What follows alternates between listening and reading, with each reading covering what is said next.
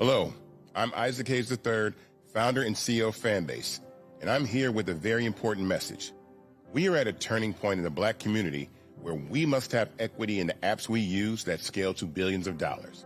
But this time, we own the infrastructure, we own the culture, and we shape the future. And Fanbase is the future. Fanbase combines the free functionality of Instagram, TikTok, and YouTube into an all-in-one platform built for the evolution of social media and monetization. With over 1.4 million users, that's real proof that we are shifting the conversation of tech ownership and equity for creators. So right now, I want you to go to startengine.com/fanbase and invest today. The minimum to invest is $399. That gets you 60 shares of stock in Fanbase at $665 a share. This marks a turning point in Black ownership of social media. If we don't take this opportunity to own social media right now, we will always be customers to our own creations. And that can't go on. So once again, go to startengine.com/fanbase and invest today. We must own the platforms where our voices live, our stories matter, and where our culture drives the world. Thank you. Folks, Black Star Network is here. I'm real revolutionary right now. Support this man, Black Media. He makes sure that our stories are told. Thank you for being the voice of Black America, Roland. I love y'all. All momentum we have now, we have to keep this going. The video looks phenomenal. See, this difference between Black Star Network and Black-owned media and something like CNN. You can't be Black-owned media and be scared. It's time to be smart. Bring your eyeballs home. You dig?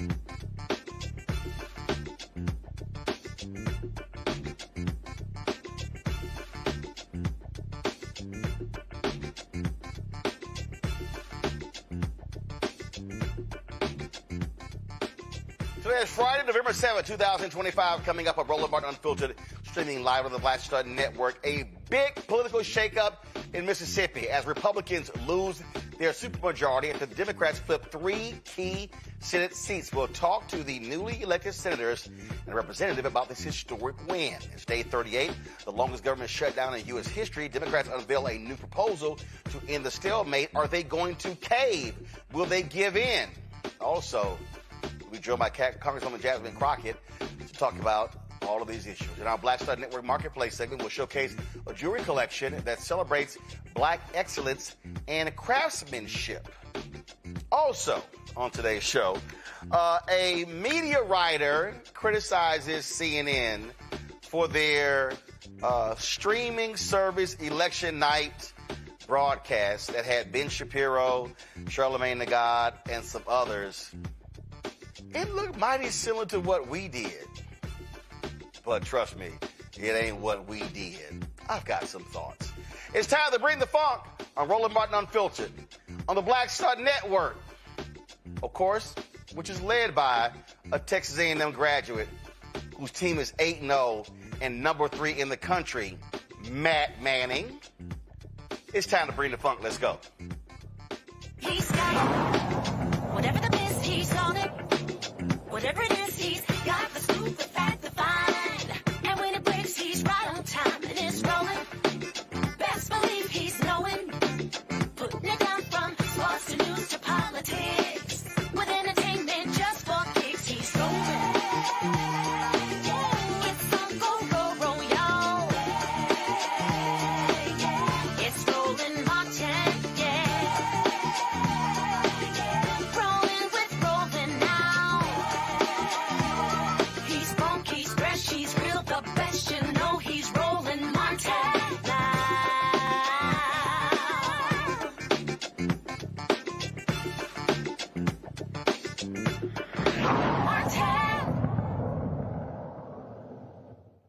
I told y'all every vote matters. In Mississippi, for the first time in more than a decade, Republicans no longer hold a supermajority in the state Senate.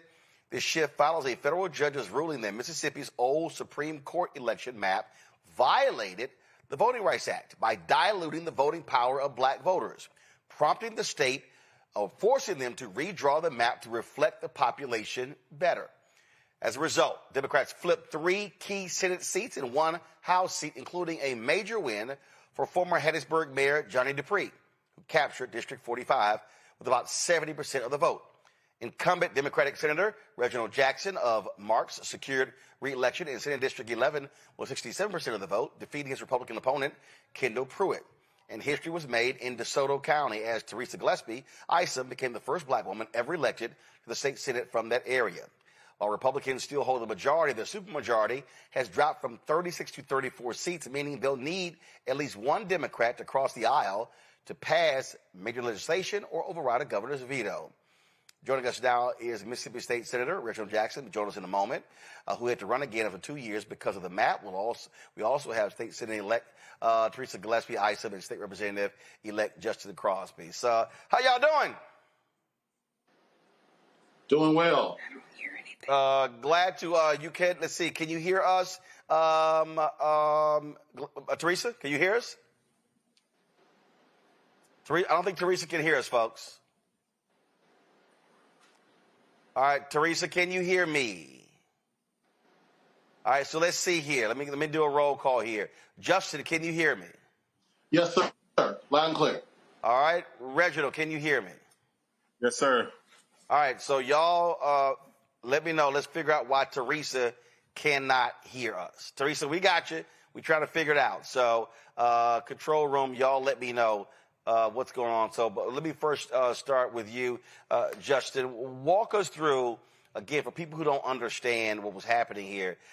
This is the result of lawyers, of lawsuits, trying to force these white Republicans in Mississippi to stop screwing over black people. And let's just be honest, this state has been screwing over black voters since 1890 with that constitutional convention.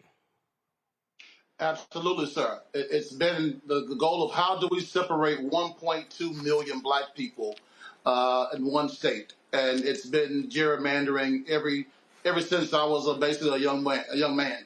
What we have is that we had to have courts come in and do the job of the people, and I'm thankful because I wouldn't be here today as the representative-elect without that. So it is a shame we had to do that, but again, we're excited. Hello. We're excited to get to Jackson and get going. I can't hear. All right, so we're not sure why Teresa cannot hear. So actually, let me do this here. Control room, what I'm going to do is I'm going to let y'all try to figure that out, because so for the people who are watching, they're actually on one thread. So we can hear 2, we can't hear 1. Okay, Teresa, you can hear us now? I can hear now. Okay, there we go. All right. And if y'all are sitting here watching the show, stop texting Teresa so her screen doesn't go away when we're live. So we have them on a FaceTime. Nobody's texting. Right. Well, what happens when your screen keeps pausing, and so that's what happens. So Justin, I appreciate it. Harold as well. So first of all, Teresa, we still have you, right? Yes, I'm still here. Okay, got it. So let's just talk about what took place on Tuesday night with the election. For folks who don't understand, how big is this? Well, on Tuesday night, we had a remarkable race there in DeSoto County. And we had a turnout on my race of 63.3%. So the people came out. We had canvassed all through the DeSoto and Tunica and Walls. So they came out and they showed that they were ready to have a change in DeSoto County. When you say 63%, that was the total turnout, meaning 63% of the... That was my result. Got it. My election result. Gotcha. So that's so you won with 63% of the vote. That's what you got. I did. Got it. Right. Got it. Okay, I got it. All right then. Justin. Yes, sir. And also Reginald. So Reginald, give me a sense of your race. What was that turnout, and how critically important was it for black voters to understand that it's one thing to win in the courts, but you still got to show up on election day? Right. Well, I was an incumbent. Due to the redistricting, the lines were redrawn, and I had to run again. I did have a Republican opponent, and we were able to come to home with 67% of the total vote. But our black voter population has been taken down by about 10% from where it was. So that's a testament to the people coming out to vote. I'd wager to say that the other side did not believe that we would vote the way that we did, and we came out on top, and we won very, very big in District 11. I'll tell you, Reginald. I'm sorry, Justin.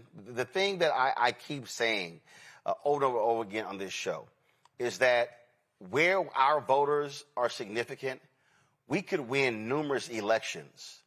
One, if we're turning out, we could stop a lot of these supermajorities by showing up and showing out. And I keep putting the number that what we should be desiring is 70% turnout, meaning if we've got 100,000 black folks registered, I don't want 40% turning out. I don't want 40,000, 100,000. I want 70,000, 100,000, because when you vote at those numbers, you win.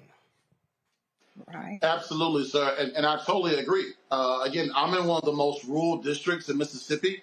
And so my turnout, I got 53% of the vote, but my turnout was 29.4%. Which is, again, a move in the right direction, but still incredibly low. I do think, though, what started this conversation, what started this movement for all of us, was that we went out and got in the streets. We went and talked to people. We localized this election. I went to a place called Woodland, Mississippi. It's been a long time since I went down a street that had no concrete, just clay roads. And they want to talk about paving those roads. They don't care about Russia, Ukraine. They want to know, hey, you are black, I'm black. Will you represent me and my interests? And I think that's what you saw on Tuesday, was that we got out, went and spoke to people, and they responded. What is your agenda, Justin? What's your focus? What do you want to achieve? So number one is rebuilding that bridge. I think as Democrats, nationally and locally, I think we have some rebuilding to do. I think we have to rebuild trust in our people. I think that we show that they will come out for us, but now what are we going to do? For me, that starts with the school vouchers. Again, I went to school right here in Aberdeen, where I'm from, a great public high school that you're already not fully funding. So if you're already not fully funding us, why would you have a voucher program that continues to dilute that program? And so for me, that's step one. Then the next, of course, is going to be healthcare. We have rural hospitals that are on the brink of closing. Again, these rural areas where we're from, you're already 45 minutes, an hour away from the rural hospitals. Where do we go if they close? So we've got a lot of day one issues to talk about, but I think those are two key. Teresa, what's your agenda?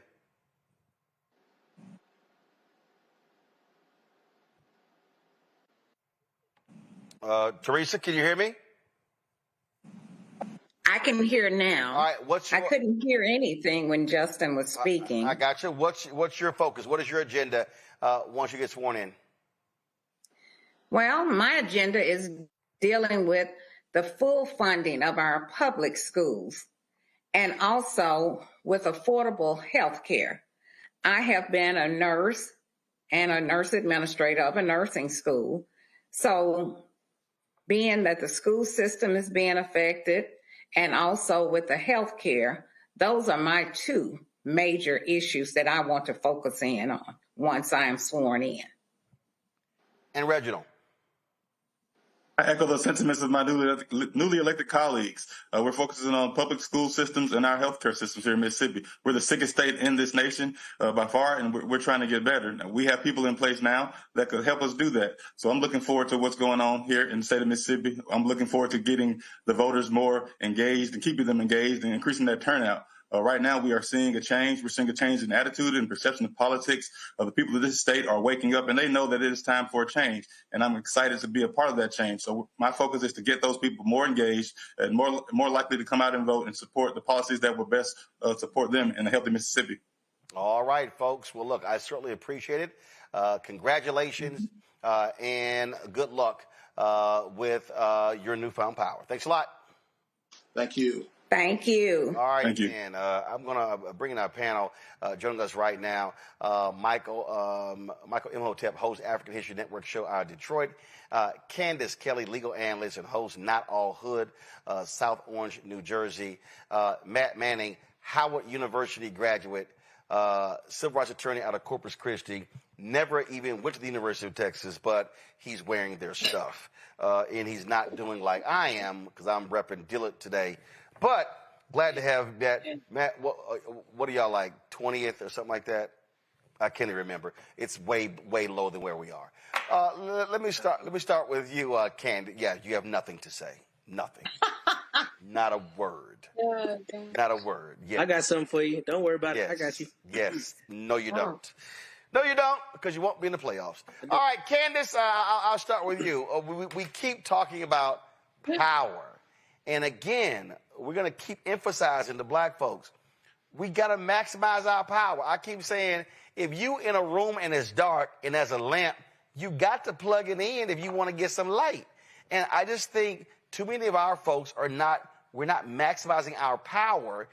And we see what happens there. Districts were created. We turned out. Boom. They win.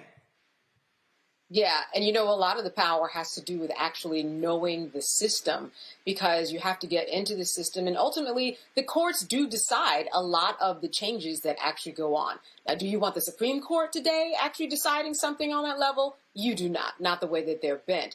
But this is a time where the courts did step in, and it was advantageous. But people have to understand that every time we see something like this happens, you have to take the civic lesson in it. You have to know the local politics. You have to know who's on the school board. You have to know, what it means to be a governor, what it means to kind of go up that way and actually be a representative, be a congressperson, be someone who represents your state.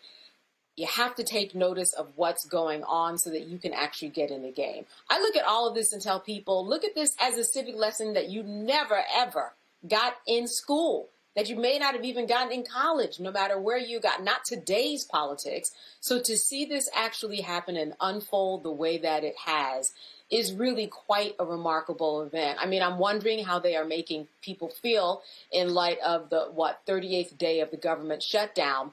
But it's a feel-good energy that's out there to know that those three have made it this far. Very interested in seeing their agendas and how it will carry out. Michael? Michael, we can barely hear you. Mike, your mic's not on. All right, y'all need to figure out. There we go. Testing, can you hear me? Now we got you. Go. Okay.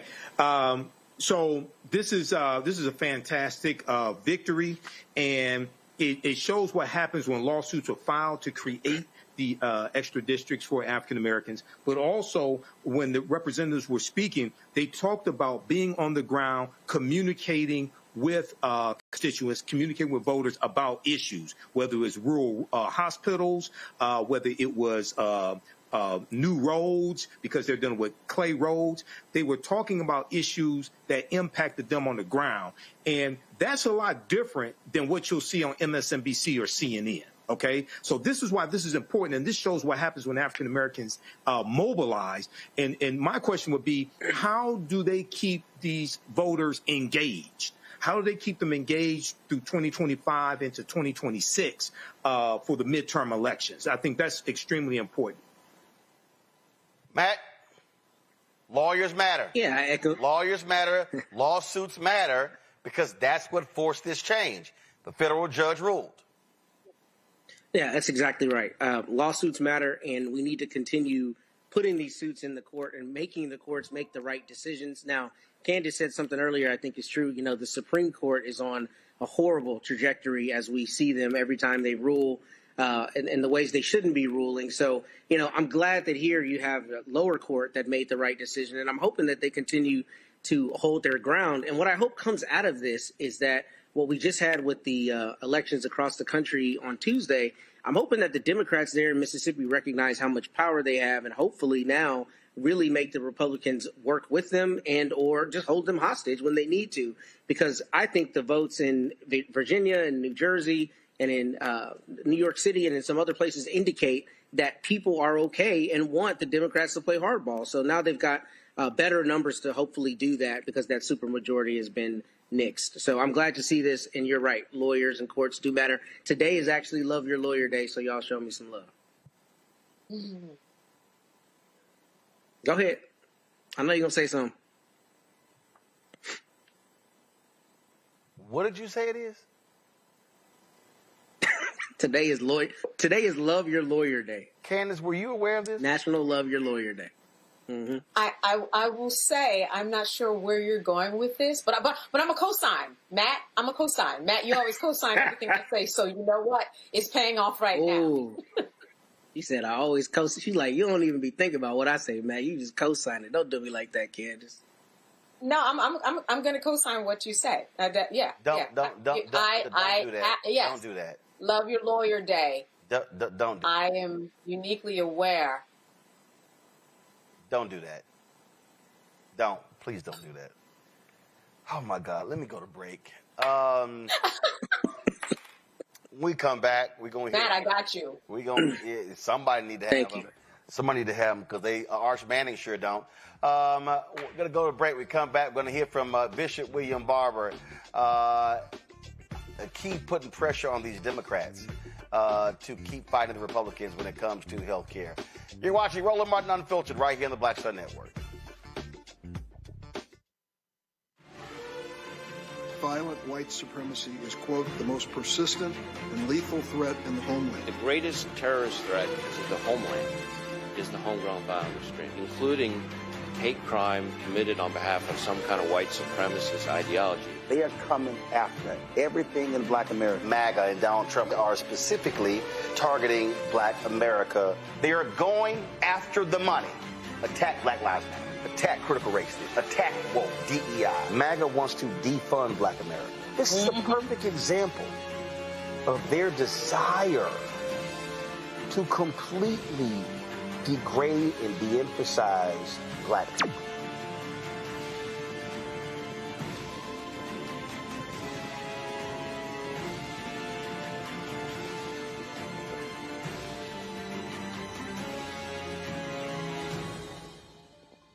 If in this country right now, you have people get up in the morning and the only thing they can think about is how many people they can hurt, and they got the power, that's a time for mourning. For better or worse, what makes America special, it's that legal system that's supposed to protect minorities from the tyranny of the majority. We are at a point of a moral emergency. We must raise a voice of outrage.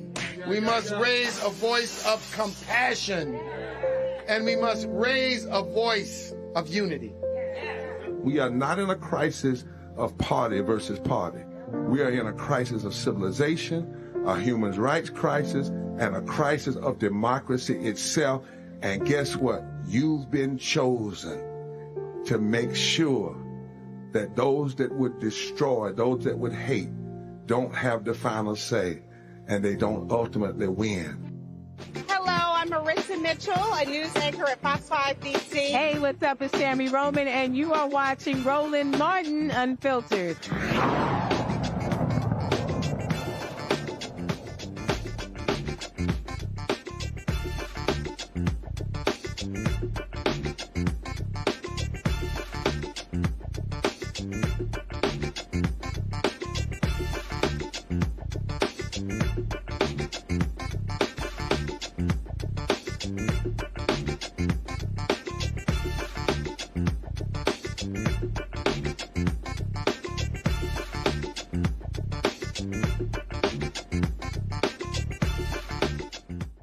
It is day 38 of the longest government shutdown in American history. On the Senate floor, Minority Leader Chuck Schumer laid out a new Democratic counterproposal for ending the government shutdown. Check this out. We'd like to offer a simple proposal that would reopen the government and extend the ACA premium tax credits simultaneously, and then have the opportunity to start negotiating longer-term solutions to health care costs. Let's do all three. I've spoken with my caucus, and Democrats are offering a very simple compromise. Democrats are ready to clear the way to quickly pass a government funding bill that includes health care affordability. Leader Thune just needs to add a clean one-year extension of the ACA tax credits to the CR so that we can immediately address rising health care costs. That's not a negotiation. It's an extension of current law, something we do all the time around here, as we all know. But we also offer this. Let's create a bipartisan committee that will continue negotiations after the government reopens on reforms, ahead of next year's enrollment period, to provide long-term certainty that health care costs will be more affordable. This proposal reopens the government and ensures working families who are shopping right now for their health care get certainty and financial relief. While open enrollment has begun, insurers can update their rates after we pass a simple extension of the tax credits. With this approach, we do not negotiate health care in the shutdown, as Leader Thune has maintained he wishes, and the American people get the tax credit extension they want. That is what many of our Republican colleagues have floated over the last 6 weeks as a compromise, a one-year tax credit extension and reforms to the credit beyond that. We will agree with the Republican request not to start negotiations until after the government reopens. All Republicans have to do is say yes to extend current law for 1 year. It makes sense. And since what we're proposing is only a simple extension of current law, the Senate could do this within a few hours. This is a reasonable offer that reopens the government, deals with health care affordability, and begins a process of negotiating reforms to the ACA tax credits for the future. Now, the ball is in the Republicans' court. We need Republicans to just say yes. Now, the proposal comes amid mounting pressure from unions and fellow Democrats who emphasize the urgency of resolving the shutdown. However, Republican House Speaker Mike Johnson remains non-committal about voting to extend the subsidies, leaving uncertainty around any deal. Now, y'all want to hear some stupidity? So, Republican leader John Thune, this is what he said. He said something that was just so profoundly dumb to me that it's unbelievable. I can't believe he actually invoked Capitol Police. Listen to this. Junior senator from Connecticut certainly believes in saying the quiet part out loud. This is what he said, and I quote, "I think there will be some pretty substantial damage done to a Democrat brand that has been rehabilitated if on the heels of an election in which the people told us to keep fighting, we immediately stop fighting." He said that on a podcast yesterday. He went on to say that the 2026 election is just 12 months away. And if we surrender without having gotten anything, and we caused a lot of folks in this country who had started to believe in the Democrat Party to retreat again, I worry that it will be hard to sort of get them back up off the mat in time for next fall's election cycle, end quote. Let me repeat that, Mr. President. This is what he said. I worry that it will be hard to sort of get them back up off the mat in time for next fall's election cycle, end quote. Now let that sink in for a minute, Mr. President. I don't think it's a secret to anybody that the Democrats shut down the government for political reasons. There's been plenty of news coverage of the incredible pressure that their far-left base has been exerting. But in case anyone was still under the impression that Democrats were driving this shutdown toward its 40th day out of concern for the American people, well, the junior Democrat from Connecticut pretty handily dispelled that notion. Again, that's what he said. I worry that it'll be hard to sort of get them back off the mat in time for next fall's election cycle, end quote. And just in case anyone needed any additional testimony, Axios reported on Wednesday, and I quote, a set of post-election talking points circulated. All right, so here's what was interesting. Thune was complaining about and saying then how dare Democrats should come in here. They're being protected by Capitol Police, and these people can't pay their bills, and their kids are going out. You mean the same Capitol Police that y'all want to put a plaque up honoring them that was passed by law? Oh, both Capitol Police. Okay, I got you. Joining us right now, co-convening the Repairs of the Breach Poor People's Campaign, Bishop William Barber. Bishop Barber, you heard Schumer talk about this compromise. What should we be doing? Do we accept this, or we could keep the pressure on? Well, first of all, that word compromise just bothers me so much with Democrats. Even when you have a pure, straightforward moral issues, you told people that you were going to fight to get the health care and to protect health care. Now you're talking about compromise. Why would you compromise on the Affordable Care Act? It's already a compromise. Most people wanted universal health care. Most people want what every senator and every congressperson gets when they get elected to Congress. Every time they talk about compromise, it looks weak. It is weak. People are fired up. People are standing. Why would you? Even Murphy, who's a senator out of Connecticut, was saying, why would you stop fighting now? And then, Roland, why would you trust them with an open government? Because you know, like I know, as soon as they get back, they're going to lie and change and not do what they promised, find ways to get around it. I mean, this is who you're dealing with. You can't suddenly change them. They have to be beaten by people standing on their moral high ground. People are already hurting. In the South, for instance, there are only 2 or 3 states in the South that have even expanded healthcare, that even bought into the Affordable Care Act and Medicaid expansion. And so why stop now? At the very moment that people are standing up, well, why did the Democrats always have to come to the table with the compromise instead of letting the Republicans come and just stand on your point? Our point is leave the Affordable Care Act alone. Don't try to desubsidize it, and we can open the government back up. Vote to do that. Vote to extend. It's clear. It's so clear that why would you mess it up by adding something else into the mix and talking about another compromise? And these so-called moderates, Dr. King said the greatest problem to the civil rights community were moderates who were more interested in order and looking good than dealing with problems, and they're going to every time get us in more and more trouble. And the people are really sick of this. Stand on your principles, man. That's what we need. And we need to be calling them, Roland. Everybody ought to be calling them. And don't let them say, well, people are hurting. People have been hurting. Even before all of this, 140 million people in poverty, 87 million people uninsured or underinsured, some million people without a living wage. Don't talk about people are hurting now. They've been hurting.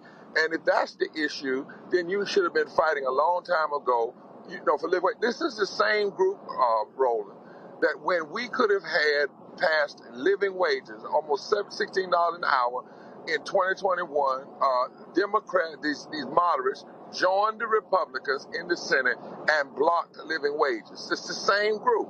They always end up leaning into their corporate sponsors or whoever they are and walking away from the people. And it's wrong, and we need to cry it out and say it and call in and push and push and push. Don't you give up now. Don't you turn back now. Don't do that, because that is actually the wrong place to be in this moment. So on that particular point, again, so for the folks who are watching, the folks who are listening, the action that you want them to take, you want them to call Chuck Schumer's office and say, take the compromise off the table, and specifically say what? Specifically say, stay where you started. You said that your goal was to protect the Affordable Care Act. You said that you were against the big, ugly, deadly, destructive bill that would take 20-some million people's health care. You said that you were going to protect the extended, not for a, but you protect them, period. You were going to make it so that never would they touch that. And that needs to be your position. What's going to happen magically in a year? What is this group that's so-called going to get in and compromise? Again, Roland, it's already a compromise. I want folks to hear that. The Affordable Care Act in itself is a compromise because it's not universal health care. So, one, stay where you started. Stay on the wall. Stay on there. Don't let them push you off. Stay at that point. Take your hands off health care. Don't touch the subsidies. Don't try to change it. None of that. And if they can agree, the Republicans, you want them to say yes to that rather than you saying, oh, here we are. We just want to fix it for a year. Just don't touch it for a year. And listen to this, Roland. If they do it a year, then this is what people need to hear. Let's just say they will agree to this. A year would put you 2 weeks after the elections in 2026. So now you've taken a political issue off the table. In other words, there are times that politicians need to pay for the consequences of their action. Don't take this issue off the table at the very moment that people are coming alive and standing strong and refusing to go along with their lives anymore. This is the wrong time to be talking about compromise. They should be talking about commitment. So many different folk, to your point. We saw what happened election night. We saw folk coming out. We saw folk who were saying, hey, we want to see change. We saw red seats that were flipped as well. And this is not a moment to actually slow your momentum down. You got Donald Trump over there. He's freaking out so much, he's demanding Republicans get rid of the filibuster. Yeah. Let me tell you something, Roland. We had mayor seats in North Carolina. And, I'm repairs non-politics. But we had mayor seats when we thought would go a certain direction, and the turnout changed them in North Carolina. All over the country, not just in New York. Mississippi broke the Republicans' veto-proof majority in Mississippi, of all places. And so again, 7 million people in the streets just a few weeks ago, no King's Day. Moral Monday's picking up, clergy and impacted people. We were just in the Capitol last week meeting with Hakeem Jeffries, where impacted people, black and white and others, made just saying, hold on. Don't change. These are people who really are hurting, but they recognize they will hurt worse if we allow these extremist MAGA folk any room to further destroy health care. And if they get the government back open, that's what they're going to do. They're lying. You cannot trust them in a negotiation. When have they ever kept their word in a negotiation? The problem is they continue to deal, and the Senate always ends up doing it. They call themselves compromise. So they compromise on the Voting Rights Act. Guess what, Roland? We don't have a Voting Rights Act. They compromise in some ways on this big, ugly, deadly bill. What do we end up? We end up with a bill, 22 million people losing health care, 16 million people losing health care, 22 million people using SNAP. Compromise in a time that calls for courage is actually insane. I saw this clip. I was coming in, and Mehdi Hassan was on the Breakfast Club, and Charlamagne the God said that that the Democrats, should vote to end the shutdown. And Mehdi said, why? He said Republicans are in control. They got the House, they got the Senate, they got the White House. He said, and Mehdi said the Republicans are acting like petulant children. And then I think Charlemagne said, well, that's why Democrats should do it. He's like, because the Republicans are not going to do it. And then Mehdi said, why is it up to why do the Democrats have to always be the grown-ups? Why do they always have to be the ones that say the Republicans? He said that the Republicans get to say and do whatever they want because they know that Democrats are going to be the ones who are reasonable. So he said, hell no. He said, sit there and force them to say, it's your shutdown, you have the power, you end it. Well, not only that, the government didn't shut down because Democrats just wanted to shut it down. It shut down because the Republicans were going to destroy the Affordable Care Act. Let's get that straight. That's why they shut it down, because they were going to destroy and the Democrats refused to go along with the demands of Trump, so they shut the government down. They shut it down because they would rather steal, take food from the poor and rob health care from the sick. Let's be clear what this is about. Everybody needs to be clear. It's not just about that they have the power, they have the majority. Nobody wins a majority. When they win a majority, has the right to run roughshod over the Constitution, have a right to violate the Constitution. That's what they have done with their power. They have given more money.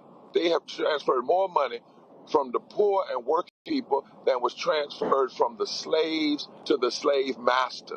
With their power, they passed a bill that will cost 51,000 people their lives, 51,000 people their lives in the first year because of what's being taken in health care. And Senator Murphy the other day reminded folks, he said, this is not about Democrat and Republican. This is about life and death. If they would have kept the government open and would have allowed them to do what they were going to do to undermine and destroy the Affordable Care Act, for every 500,000 people, Roland, that lose health care, something in the neighborhood of 2,800 to 3,000 people die. That's what this is about. And this is happening in a time when 800 people are already dying every day from poverty, from the policies that keep poverty alive in this country that doesn't have to exist. So I would say, even to my brothers, whoever they are, just get our facts straight. This is not a game. This is not about who has power and just letting them do what they want to do. This is about life and death. The Democrats had to make a stand. Otherwise, millions and millions of people would lose the very thing that every member of Congress gets when they get elected. And I wish more people would talk about that and say, listen, you got people in Congress, in the United States Senate, and in the House who before they get elected, they may not even have health care, or they've got just a little bit. As soon as they get elected, they get the best health care in the entire world. What kind of sickness is in your spirit that get that, and then once you get it, you don't want the people that elected you or the people from your state to have the same thing? Yeah, go ahead. So Bishop Barber, so again, when we talk about what's going on, right? So the increase in premiums, these letters have started going out. Yes, sir. So some will say, well, that's already happened. So people are hurting. You've got folks not getting paychecks. You've got SNAP benefits being cut. So therefore, if you extend the government shutdown, then you're further hurting those people. And since they're going to raise premiums, there's really nothing you could do. So Democrats should capitulate. They should go ahead and say, well, we'll give in. Let's go ahead and reopen the government. Again, what do you say to those folks who might even say, well, wait a minute, Schumer's offering a 1-year compromise. Why not take that and reopen now and then fight 6-9 months down the road? Well, first of all, let me just take the end. We ought to fight. Number two, you got to look at the history of who you're dealing with. Every time they get 1-year extensions, they come right back to the same thing. And I think we're arguing it from the wrong perspective. See, this is what I think Democrats should do first before they put anything on the table or compromise and whatnot. Bring everybody you can to the Capitol that's going to be hurt by what they're doing, who are currently losing. They could do that. They could summon everybody from their district that are getting letter and let those folks speak. Let those people tell you what to do. I can tell you that the people we took last week, we didn't talk, Roland, for them. They talked for themselves. They said it's some pain now, but don't give these people the power to hurt us anymore. Yes, we're hurting, but hold the line. Put us on TV. Put us in front of the American people. That's part of the reason that sometimes you end up having to offer compromise, because you continue to argue without the people. You know, like I know, when Republicans want to get something, the first thing they do is put a face on it. They put a face on it.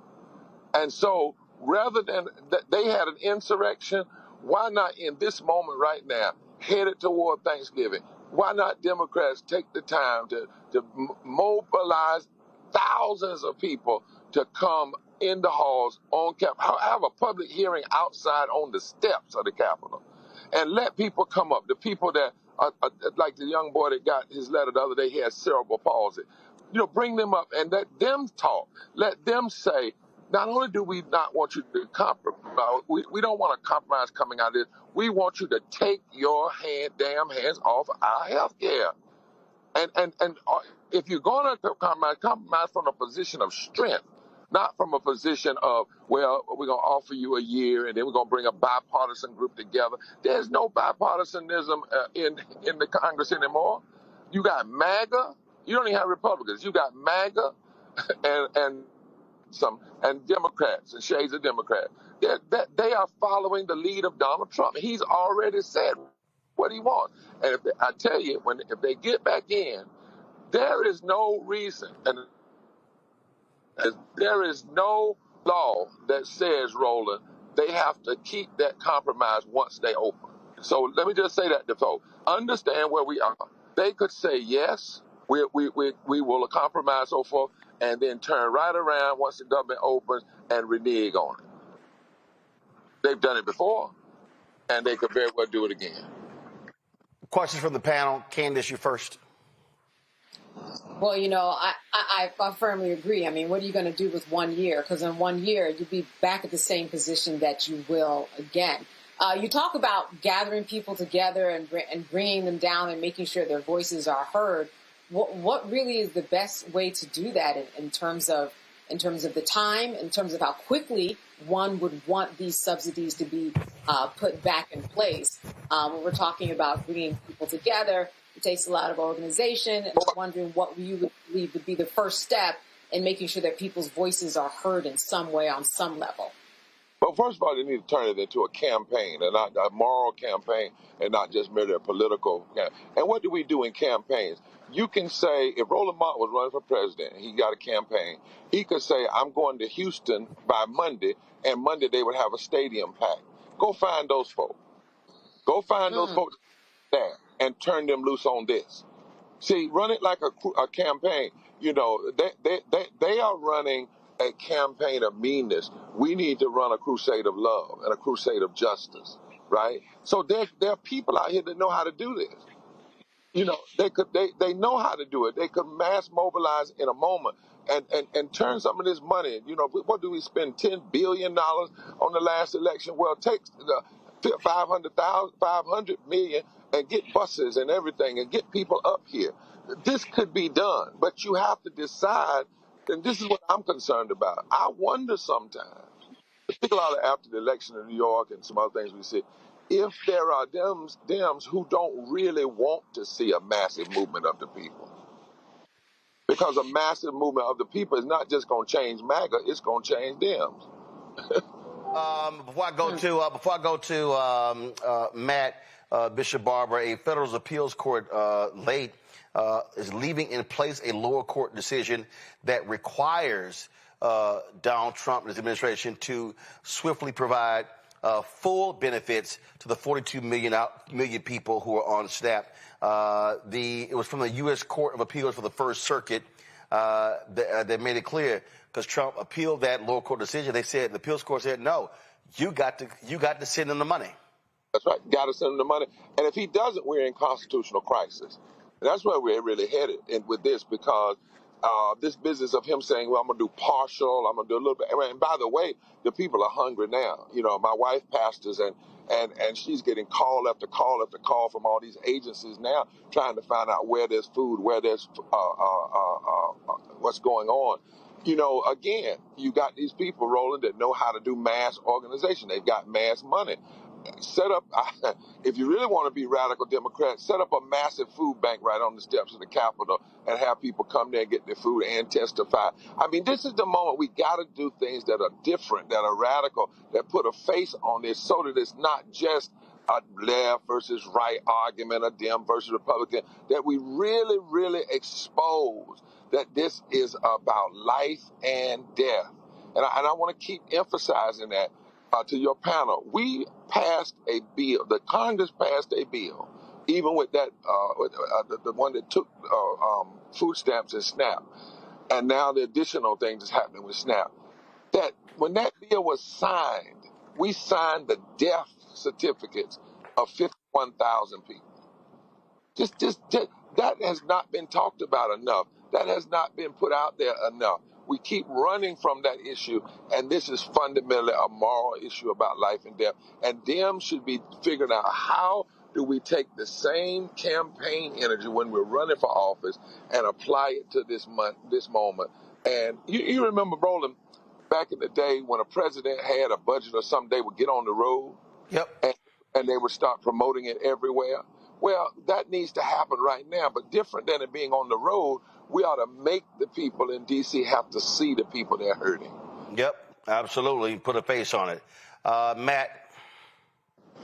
So my question, Reverend Dr. Barber, is I agree with you completely. I'm just interested in your thought about how the Dems shape that messaging. I know you're talking about them doing it as a campaign and framing it morally, which makes perfect sense. But I think their fear is that if they let it languish too long, they're going to look like they played into the suffering of the people. I mean, I think you spoke to that. So how do they need to shape that messaging now so on the back end of this shutdown, it doesn't look like they played into that, callously?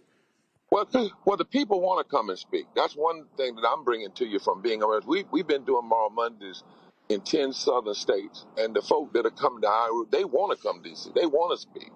And actually, you are stronger if you had thousands of people to come and had around-the-clock testifying of those people and people listening.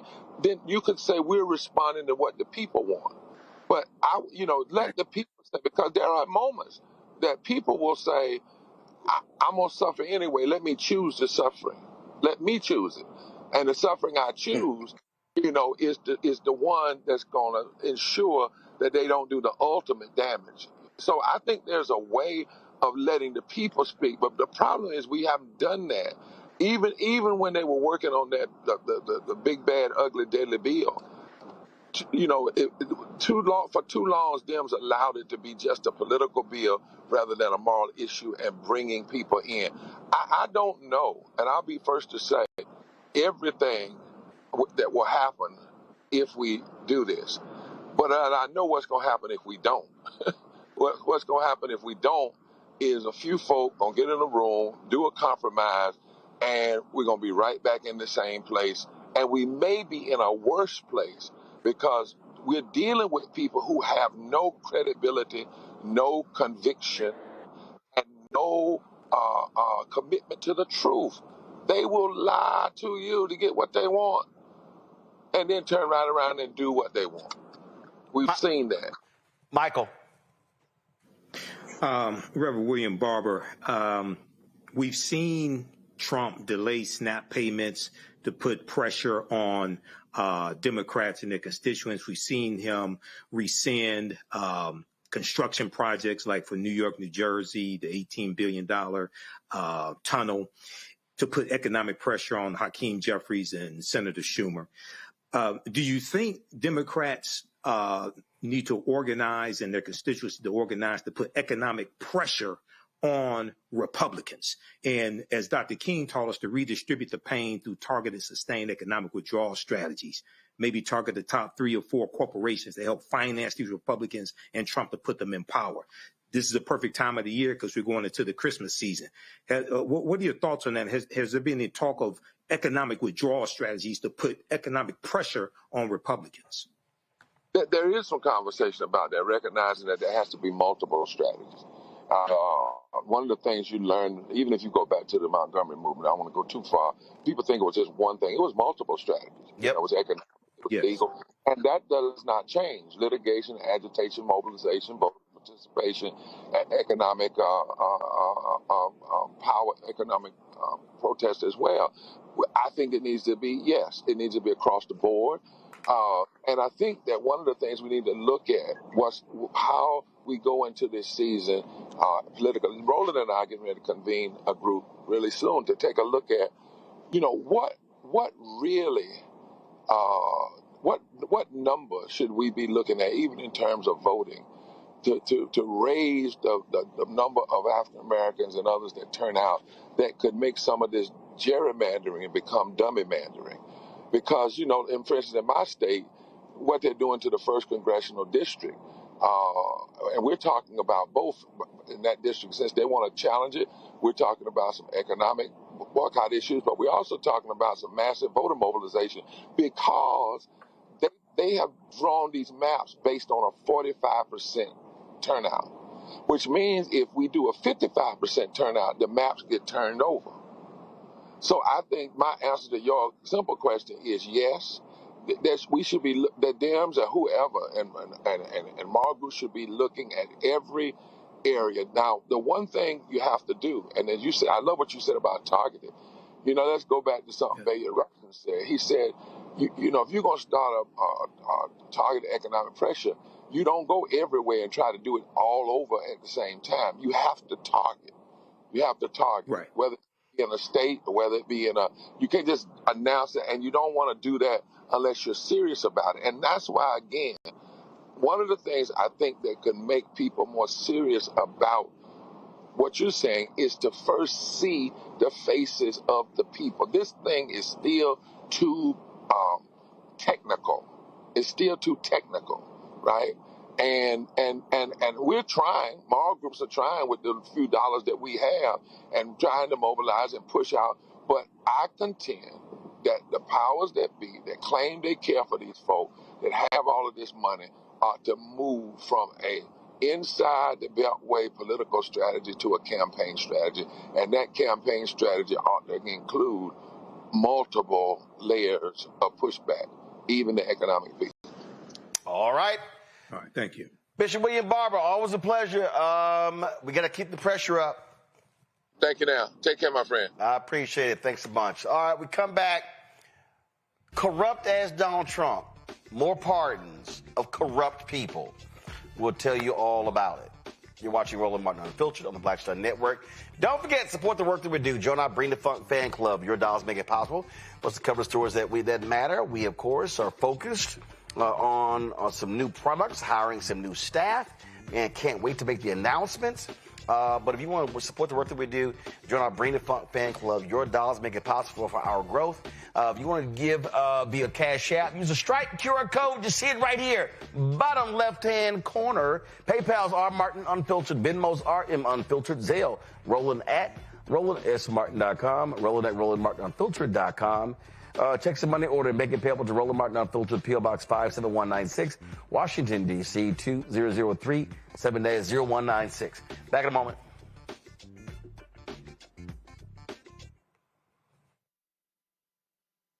Next on the Black Table with me, Greg Carr. The United States is the most dangerous place for a woman to give birth among all industrialized nations on the planet. Think about that for a second. That's not all. Black women are 3 times more likely to die in this country during childbirth than white women. These healthcare systems are inherently racist. There are a lot of white supremacist ideas and mythologies around black women's bodies, even black people, that we experience pain less, right? Activist, organizer, and fearless freedom fighter Monifa Akinwole-Bandele from Moms Rising joins us and tells us this shocking phenomenon, like so much else, is rooted in unadulterated racism. And that's just one of her fights. Monifa Bandele on the next Black Table here on the Black Star Network. This week on The Other Side of Change. Book bans, anti-intellectualism, and Trump's continued war on wisdom. This is a coordinated backlash to progress. At the end of the day, conservatives realized that they couldn't win a debate on facts. They started using our language against us, right? Remember when we were all woke and the woke movement and all that kind of stuff? Now everything is anti-woke, right? When we were talking about including diversity, equity, inclusion, higher education, now it's anti-DEI. All this are efforts to suppress the truth because truth empowers people. You're watching The Other Side of Change only on the Black Star Network. What's up? It's the MCEO Talib Kweli. You are checking out Roland Martin Unfiltered.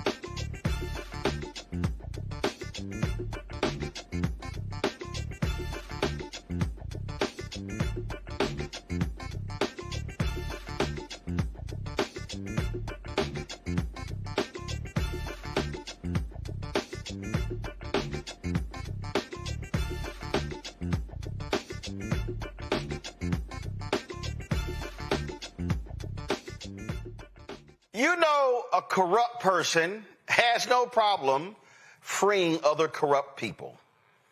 The twice impeached, criminally convicted felon-in-chief Donald Trump pardoned two MAGA Tennessee legislators who were weeks away from reporting to federal prison.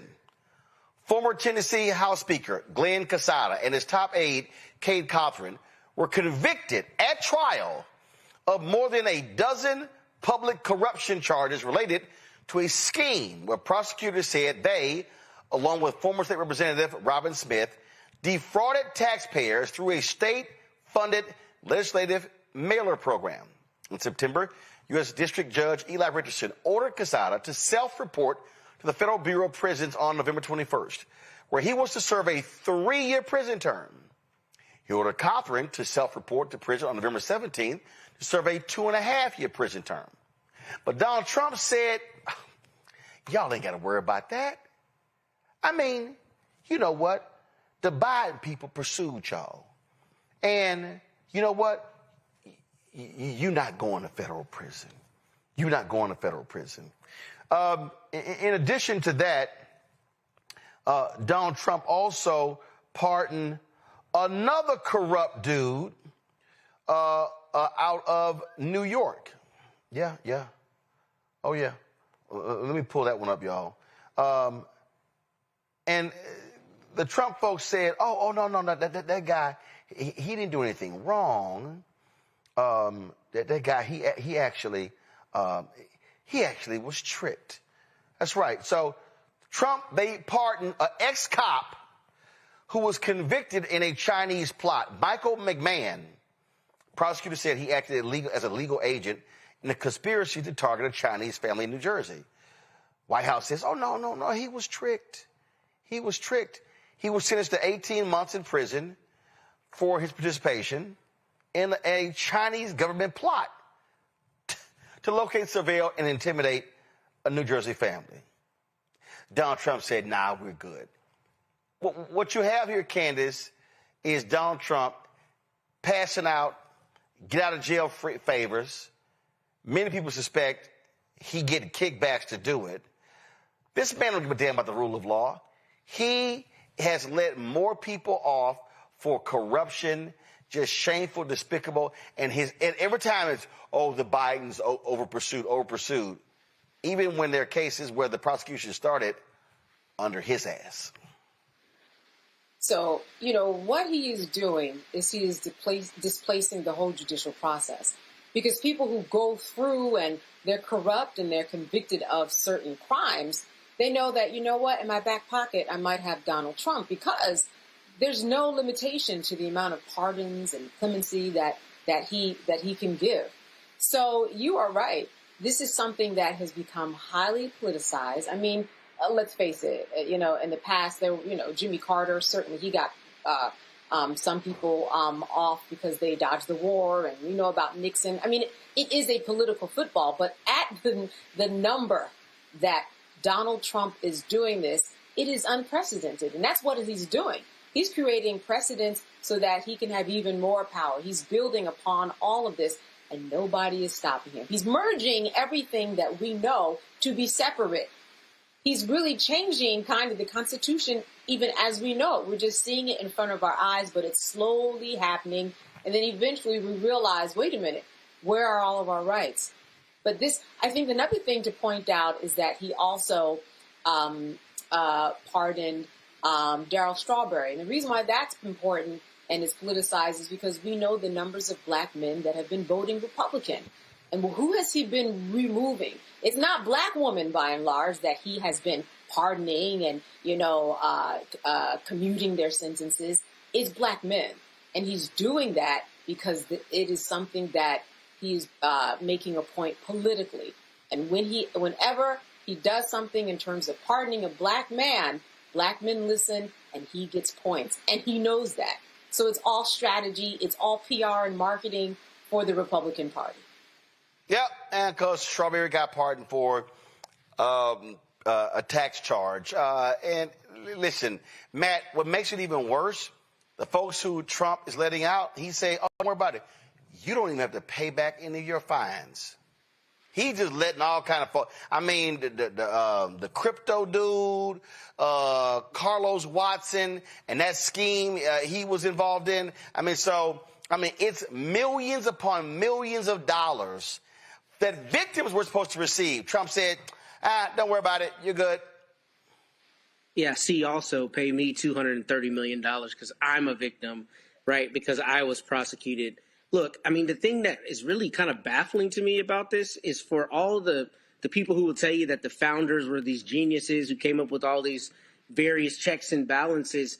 If you realize it, I mean, the pardon power is one of the most unchecked powers that the president has that can be used at any point after, the inception of a criminal prosecution, from my understanding, and he can use it unfettered. So the problem is he's got an actual constitutional right to do this. And when you have a Supreme Court that's saying, with the unitary executive, basically everything he does is immunized, which is ultimately what they've said, then exactly like you're saying, I'm thinking there's kickbacks or there's something on the back end for that because, you've already got Bill Lee, the governor of Tennessee, in your pocket. Why do you need to pardon this guy? It's probably because you got a fat stack of cash. But there's not anything that can really be done about that. And that's a strange thing to me that the founders didn't have a greater mechanism for ensuring that this kind of abuse didn't happen. But I don't really know what can be done is the problem because, it is a constitutional power he's expressly afforded. And we know that the Supreme Court isn't going to engraft on any limitations on that or find any way to say that it's outside of the realm of power because it's an expressly afforded Article 2 right. So I think you're right about your analysis, but I don't know what you can really do about it besides watch him continue to do it till he isn't at 1600 Pennsylvania. I'm going to say it again, Michael. Republicans lose in 2028. Democrats should say, all bets are off. Yeah, they need to prosecute all these criminals, definitely. And I don't care how old they are either. I don't care. No, hold on. I'm going to get to the prosecution. I'm talking about Democrats always are playing by a set of rules. No, if we do that, they're going to criticize us. No, I'm telling you, the energy that I need from the next Democratic president is like, sit your ass down. What I need from the next Democratic president is Pete Ducey, sit your ass down. We ain't calling on you. No, I'm telling you, what I want. I'm telling you, next candidate, every Democrat that runs at 28, sir, are you releasing your taxes? Nope. Are you releasing your college transcripts? Nope. No. Are you going to put your money in the blind trust? Nope. Because clearly, all the stuff that the media and the public claimed was important, they let he do whatever he wants to do. So you like, all right, cool. So Obama, Biden, all of them, they will wait till around Christmas. He doing pardons whenever. I'm telling you right now, if I'm a Democratic president, shit, I'm cool. I'm saying, hey, I'm dropping pardons on the 1st and the 15th of the month.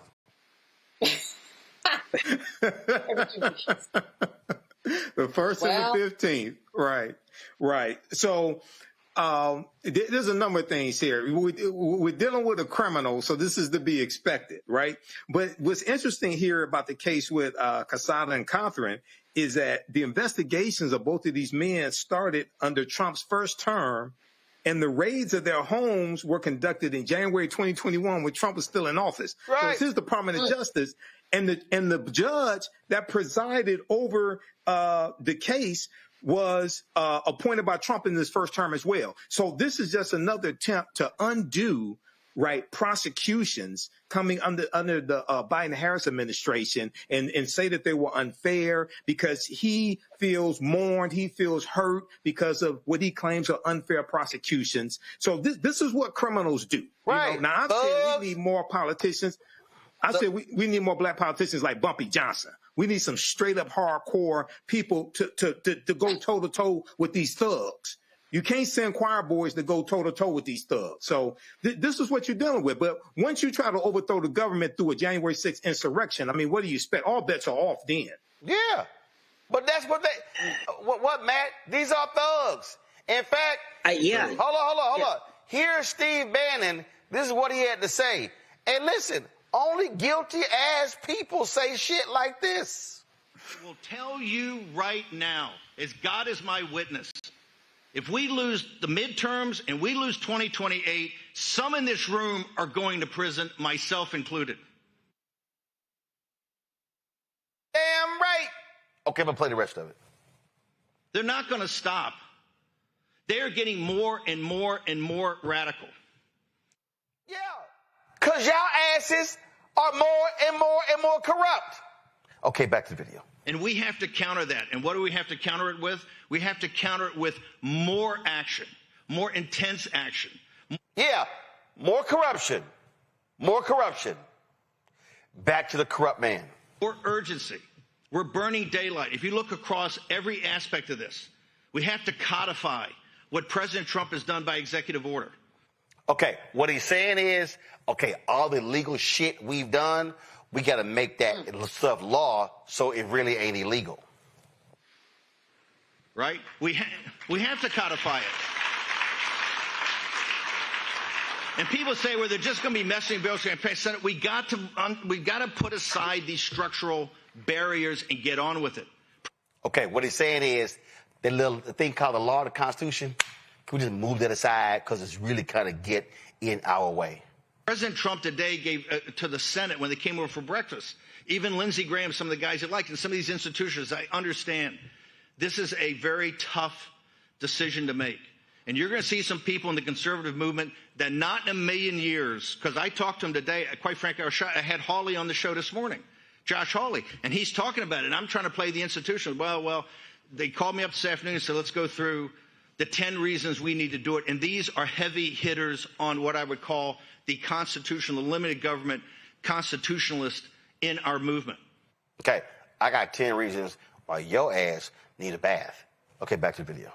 And they're about to come out over the next couple of days and make this argument because it said, look, we have to understand that if we don't take this to the maximum, a maximalist strategy now with a sense of urgency, and in doing this seize the institutions, if we don't do that now, we're going to lose this chance forever because you're never going to have another Trump, right? You're just not going to have it. Right. So what he's saying is you are never, Matt, going to have somebody with no morals, no values, no ethics, no principles, no integrity, no honor, no decency, no bottom.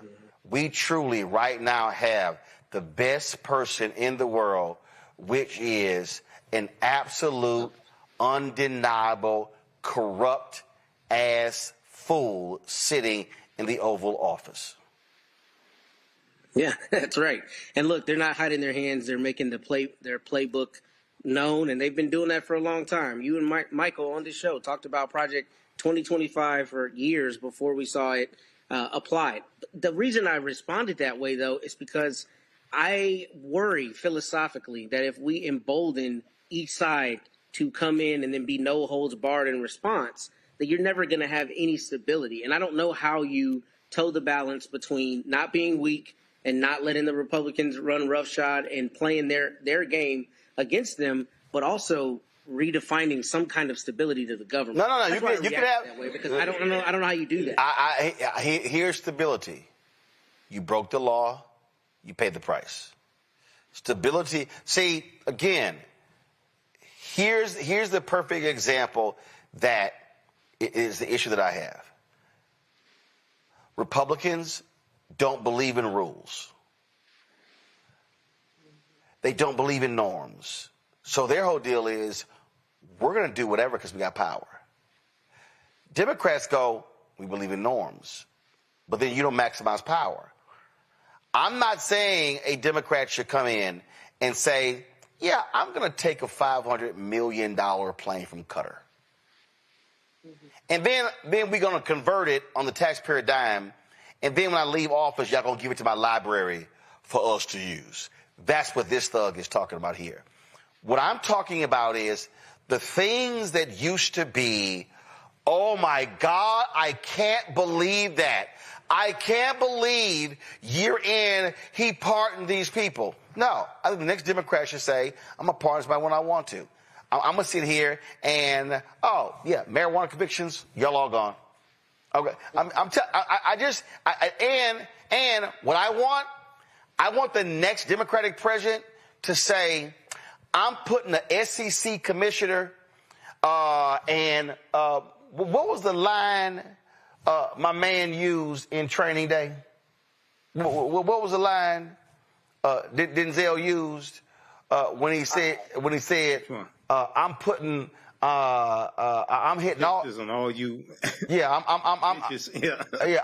I'm putting charges on all y'all. What I want Lena Khan back at the Federal Trade Commission.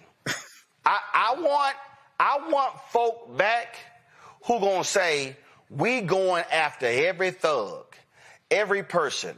We going, all those folks who got inside information on the crypto, we going after everybody.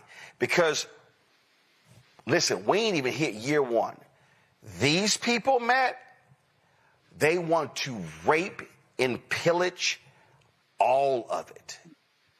They want to leave this thing in tatters, so jacked up, so screwed up, where it may take 30 years to fix. Nah, hell no. I ain't gonna let 30 years.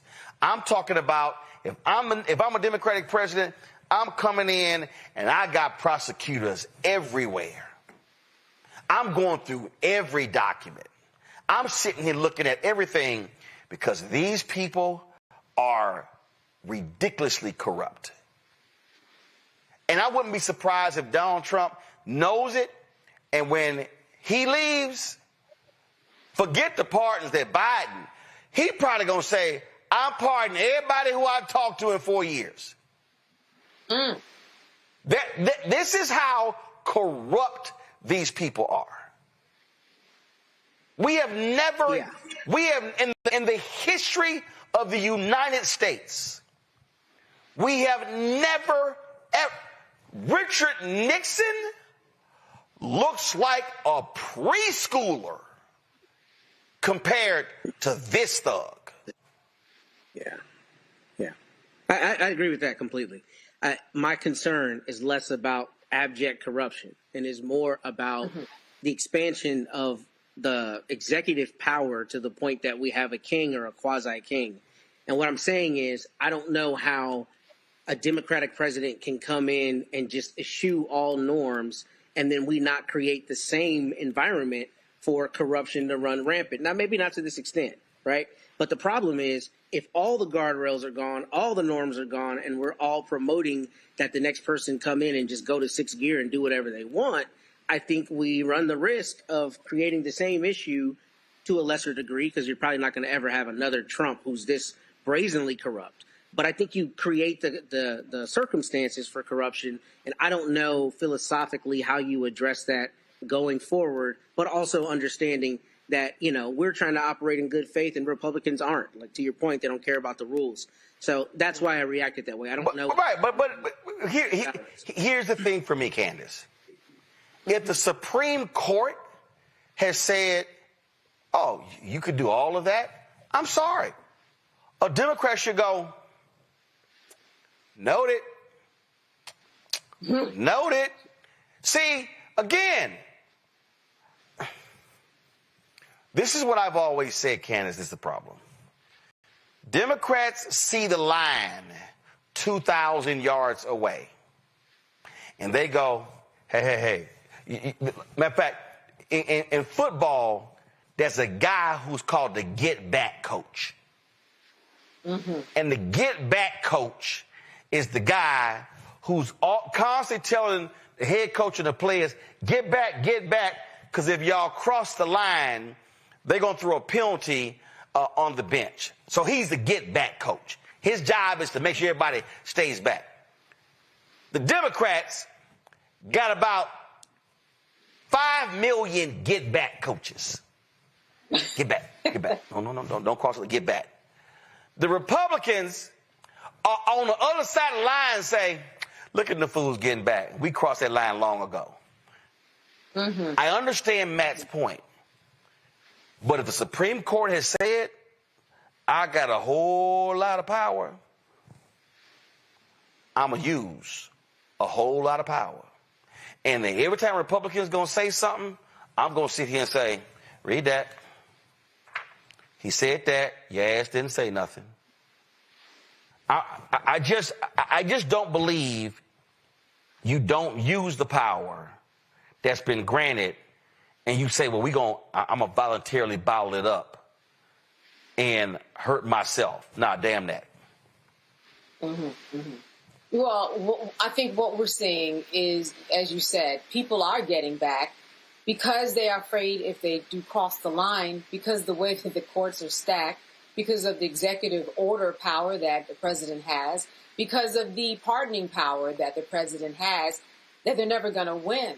So I'm not saying that what they're doing is right, getting back. But while they're getting back, what is it that they can do? I'm kind of, co-signing Matt again once tonight, because besides a constitutional convention to kind of really change some things in the core of this country, I mean, what the framers didn't see coming was a Donald Trump. Well, actually, you got to add one thing. What the framers didn't, first of all, here's the deal. What I'm laying out and what you and Matt are saying, let's be clear. You know why it's going to happen? What you and Matt are saying is going to happen, and what I'm saying is not going to happen, because the Democratic Party, they not going to let a Democratic president actually do it.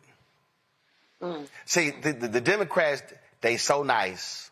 The Democrats are the ones who going to, no, you can't have a piece of cake because you already had one. That's the Democrats. That's the Democrats. They're not going to do it. The Democratic Party will never fall in line the way the Republicans are. In fact, let me just be real clear. You will never see a Democratic Project 2025. Not going to happen. Because you're going to have other Democrats shooting down Project 2020, their own Project 2025. You are. The Republicans, they say, I'll do what you want. And let's be real honest here, Michael. One of the reasons why is because Donald Trump, he'll threaten them. He'll sick his posse on them. So he actually has his entire party scared. Yes. That's why. So they're like, I ain't tell him. Yeah. You go tell him. I ain't going to tell him he can't go do it. No, you go tell him, man. I am not going to tell him. You go tell him. No, you go tell him. You go tell him. And so guess what? Then nobody goes tell him. Nobody goes to tell him. Yeah, he'll threaten them with primaries. He'll berate them on his knockoff Twitter platform, Truth Social. He pardoned 1,500 domestic terrorists that tried to overthrow the government January 6th. Okay, so you have a lot of them out. And we saw one just was arrested for making threats against Hakeem Jeffries. So, yeah, he operates as a mob boss. Okay, but at the same time, you have weak-ass Republicans who don't stand up to power, who need to be voted out of office. They need to be taken out of power. So, yeah, we have problems on both sides. You got weak-ass Republicans, and you got a corrupt thug with no morals that has way too much power. And we have to deal with both of them. Yeah, I mean, that's just fact. That's what we're dealing with. We're dealing with a thug. A flat-out thug. All right, y'all. Speaking of thugs, we come back. We're going to talk about how the racist white supremacist Nick Fuentes has really got the Republicans and Heritage Foundation reeling. Maybe it's because they've fully embraced the racist white supremacist Nick Fuentes, and they need his supporters because his supporters are MAGA. You're watching Roland Unfiltered on the Black Star Network.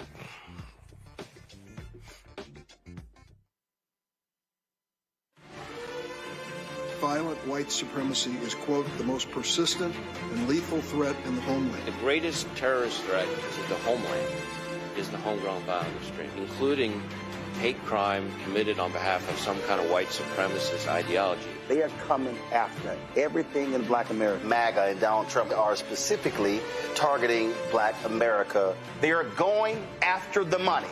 Attack Black Lives Matter. Attack critical race theory. Attack woke, DEI. MAGA wants to defund Black America. This is a perfect example of their desire to completely degrade and de-emphasize Black people.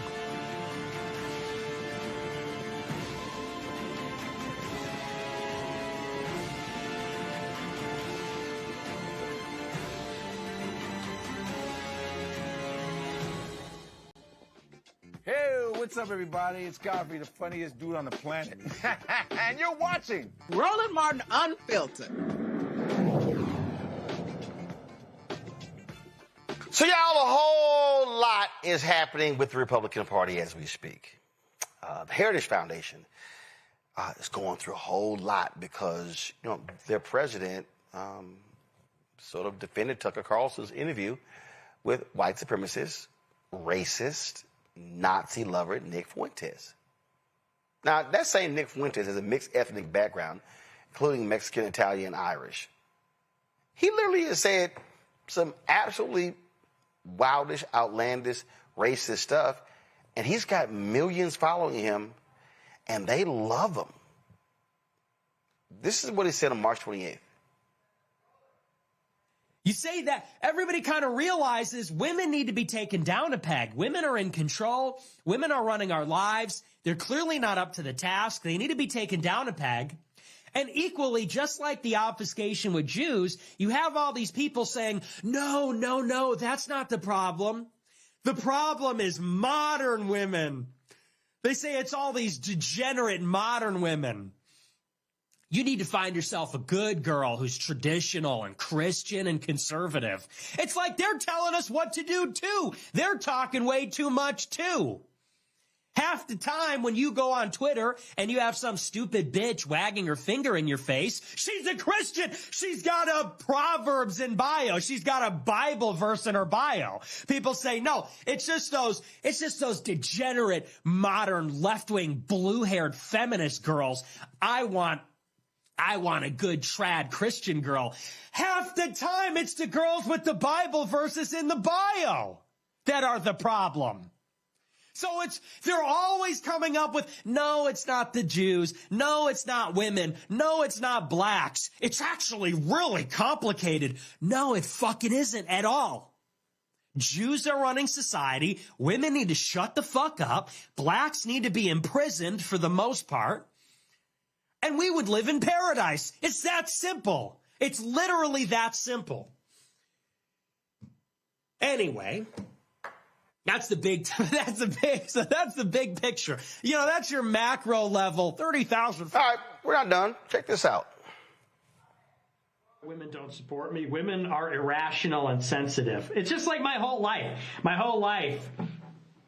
Because I was always like the class clown. I was always like bullying women.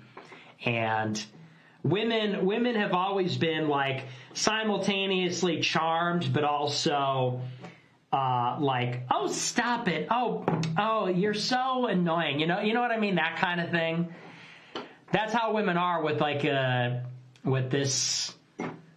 with my personality type, where you're like a rascal, you know, you're like a bastard. And they're kind of like, because I'm like a rule breaker and stuff. And so women simultaneously are intrigued by that, but they also have to pretend like they're not, because women, it's sort of like how a lot of women want to be raped. And when I say raped, I mean like, that sounds bad when I say it like that. But there's like a lot of women that really want a guy to beat the shit out of them. Yeah, now, mind you, this is the guy Tucker Carlson interviewed. And Tucker Carlson sat down for a conversation with Megyn Kelly. It was like yesterday. And he actually defended the sit down. And he said he doesn't care if he gets criticized, all that sort of stuff. He said, hey, you know, I want to sit here and I'm interested in hearing people actually think. Listen. Is not only being challenged in our country, it's being disregarded. It's disregarded in DEI. It's disregarded in affirmative action. Identity politics is a refutation of that idea. We are awarding some people something because of how they were born and hurting others for the same reason. That is anti-Western. So the Heritage Foundation CEO said that, Nick Fuentes should be a part of the conservative movement. Boy, they've had folks resign, staffers are all pissed off. Here's the thing here, Candace, that let's just be honest. Nick Fuentes and his following, his millions of followers, just like Charlie Kirk's millions of followers, that's the Republican Party. That's their voters. They need those racist, angry white men. That's the Richard Spencers of the world. That's the Stephen Millers of the world. That's literally their party. So the fact that the Heritage Foundation CEO said, yeah, we need Nick Fuentes as a part of the conservative movement, he's saying we need those young racist bastards. There's so much to say, but yet I want to say so little because that actually gives him more of a platform. And listen, this is someone who hasn't even been on Fox. So the fact that Tucker Carlson had him, and the fact that Tucker was removed from Fox, we know that he too is trying to get the numbers. He too is trying to get people who are voting for him in a sense, because they want to see him continue and be successful. But Nick Fuentes reminds me of, let me not contextualize it too much, but I know folks who are like him, and that, when you talk about money so much, it means you don't have money. When you talk about girls that much, it means that you don't have a girl. So the fact that he is talking about not, empowering women and talking about women wanting to be raped, he's talking about the fact that they have the power to say no because they've probably been saying no to him his whole life.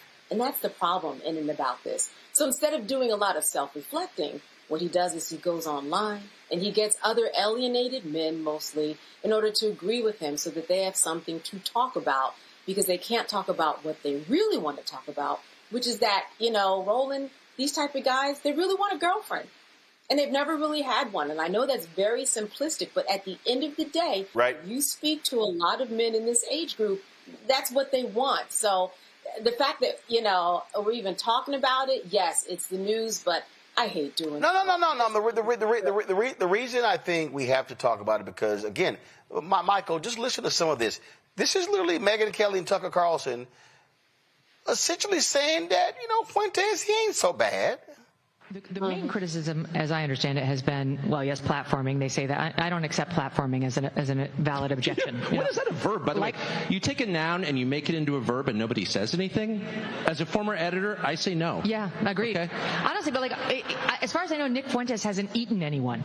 Jeffrey Dahmer ate people, and he was platformed by Diane Sawyer. Dude, we have a sitting member of Congress. I spoke to the Speaker of the House about this today. We have a sitting member of Congress from Florida called Randy Fine, who is literally texted or put on Twitter, we should kill them all. Every single one. Someone texted a picture of a dead baby, and he laughs at it. And it's like, this guy's a lawmaker who's appropriating money to a military committing genocide, and that's cool? It's not cool. No. And let's just be honest. That is much worse than anything Nick Fuentes has said. Period. And they clapped, Michael. Well, this is the white nationalist, white supremacist party that we're looking at that's trying to preserve genetic white survival. There's a fear of the browning of America, as you've talked about in your book, White Fear. And the mask has been pulled off of these white supremacist, white nationalists. So about 10 years ago, the views of Nick Fuentes would have been denounced by those in the Republican Party, by leadership in the Republican Party, things like that 10, 12 years ago or so. They would have been looked at as fringe ideology. The John Birch Society, the John Birch Society of the 1960s, yeah. Yeah. Today is more mainstream ideology in the Republican Party, so much so that Kevin Roberts, president of the Heritage Foundation, which is the same organization that put out Project 2025, is defending Tucker Carlson, platforming Nick Fuentes, interviewing him. And let's remember, Nick Fuentes is the same guy that went meet with Donald Trump in the first term with Kanye West. Yeah, had dinner at Mar-a-Lago with had lunch with Kanye and Trump at Mar-a-Lago. Yep, go ahead. Yep. So this is who these people are. We need to pay close attention because Nick Fuentes, I think, even though his movement, the Gropers, I think it was called, they didn't think they thought Charlie Kirk was a fraud and didn't think he was harsh enough, things like that. Yeah, Charlie Kirk was their competition. Charlie Kirk was their competition, but I think Nick Fuentes is trying to move into that lane. Well, hold up. This is the New York Times right here. Nick Fuentes was Charlie Kirk's bitter enemy. Now he's becoming his successor, and they got this really cool photo, this earthy photo of him. That's what you're dealing with. Matt, these are racists. And the Republican Party is saying, yo, we down with the racists as long as they turn out votes on our side. Full stop. And they're racist actors because I guarantee you Nick Fuentes ain't going down the street telling any brother that he needs to be locked up. I mean, it's his keyboard warrior, right? He's sitting behind a microphone. He's probably getting a little kickback like Candace was saying. It's all about money for him. But, these are the people who give voice to all of the neighbors that live on our street who have these same racist views, who will never say it out in public, but they're at home, running up his views on YouTube because this is what they really think. And I think the Republican Party brazenly saying we're bringing these people into the fold is not only disgusting, but what you see a lot with these people is they always try to find a way to one-off it and sanitize it and make it not what it is, right? I mean, even Megyn Kelly talking about Dahmer having been platformed. I never saw that Nick Fuentes ate somebody. I mean, that's part and parcel with the kind of thing that you see where they're like, well, he probably shouldn't say that, but maybe he's really not that bad. No, he's a flaming racist. And, I think it's acting. I think it's bad acting. But I also think that there's a power void now that Charlie Kirk is gone, and he's trying to fill that void because he's an actor. But I guarantee you he ain't saying none of this on the street. It's a whole lot going on, and what people are calling for right now is the opposition. They're calling on people to fight back. They're calling on people to stand up and challenge the other side, not give in, not bend, not buckle. That's what they're doing. And what is required here is for fighters to stand up, to emerge. That's what's required.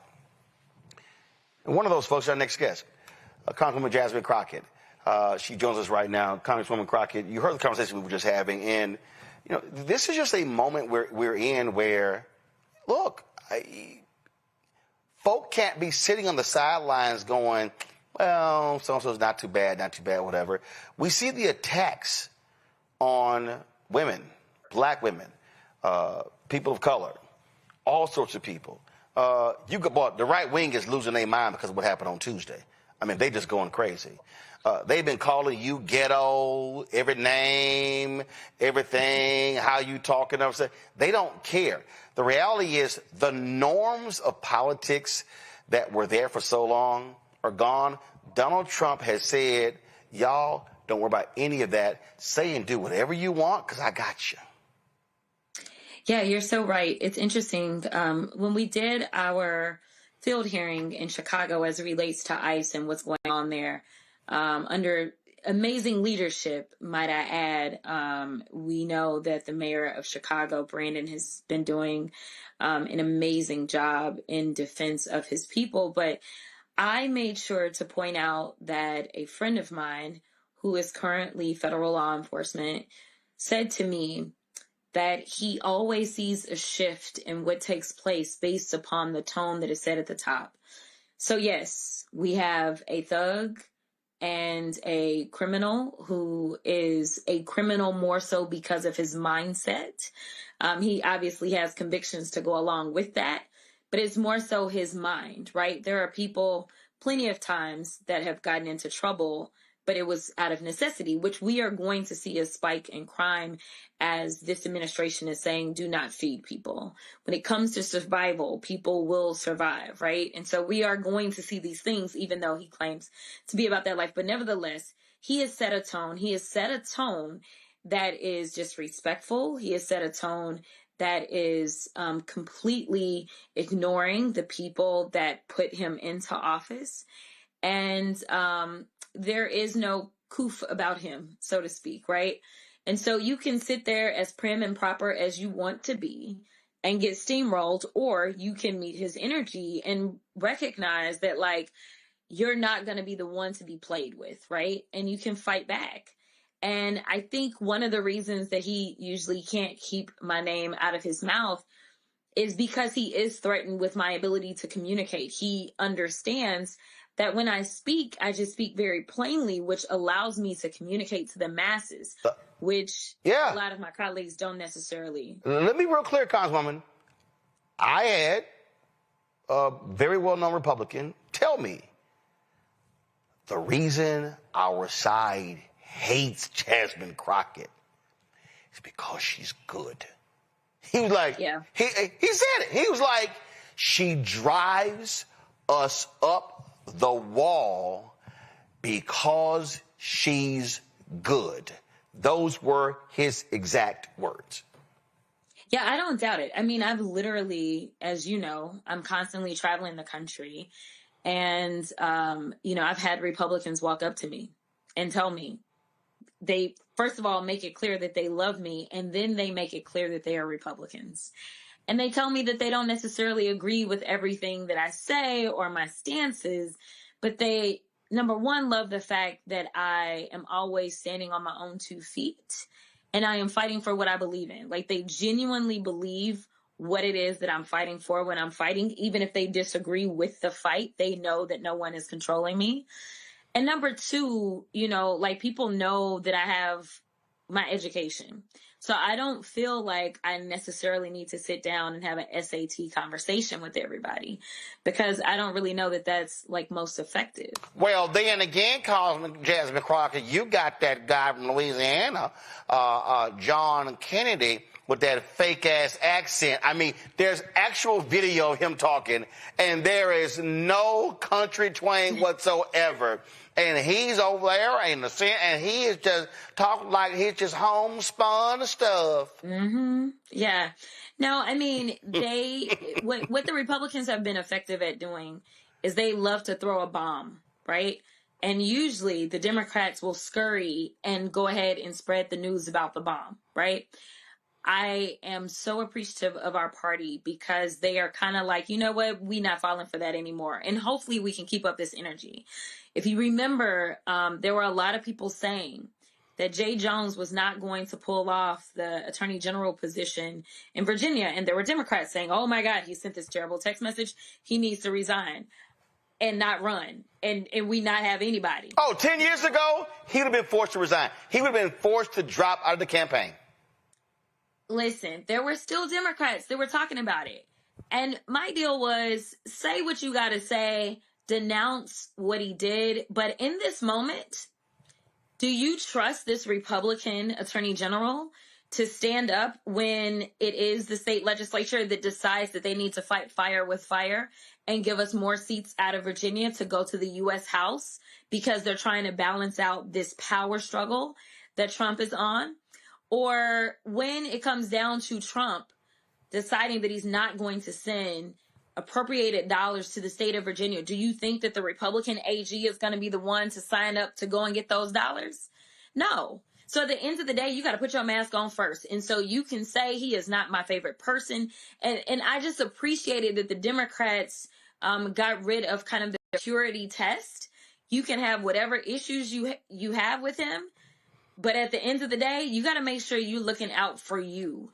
And I was very excited to see that he was able to pull off the win. Not that I know him. I've never met him. I've never talked to him. But because it seems like people did not get caught up in the distractions. And that is what the Republicans are very good at. There is no way that the Republicans get to point fingers while we have the most corrupt president ever in the history of this country sitting on his wannabe throne. Absolutely not. We got to do what we got to do. And we may not necessarily have perfect soldiers in this fight, but we need fighters. And we can't afford to cede any territory. And so I was very excited for what happened on November 4th. And Trump is the one that basically does not have a poker face. It was clear that he was very upset about what happened. And Mike Johnson just stood up and lied and said, oh, no. It was just in all the blue places. That's all it was. It's what we expected. And it's like, bro, there's a Republican governor that just got, I mean, obviously they only run for one term in Virginia, but like, the numbers were crazy. Spamberger was up by 14 points or something. And we know that the last time they went for Youngkin. So, I mean, this wasn't just, and obviously no conversation about Mississippi, no conversation about what Georgia did, right? They all should be nervous and they all should be kind of looking at Trump and saying, bro, it's time for us to get back to work. So come to the table. You're going to have to negotiate some of this. Otherwise, I am telling you right now, that blue wave that we saw is going to be a tsunami come the midterms. Speaking of that, obviously we have the racist gerrymander in Texas wiping out your seat, that of also one of the seats in Houston, a total of 5.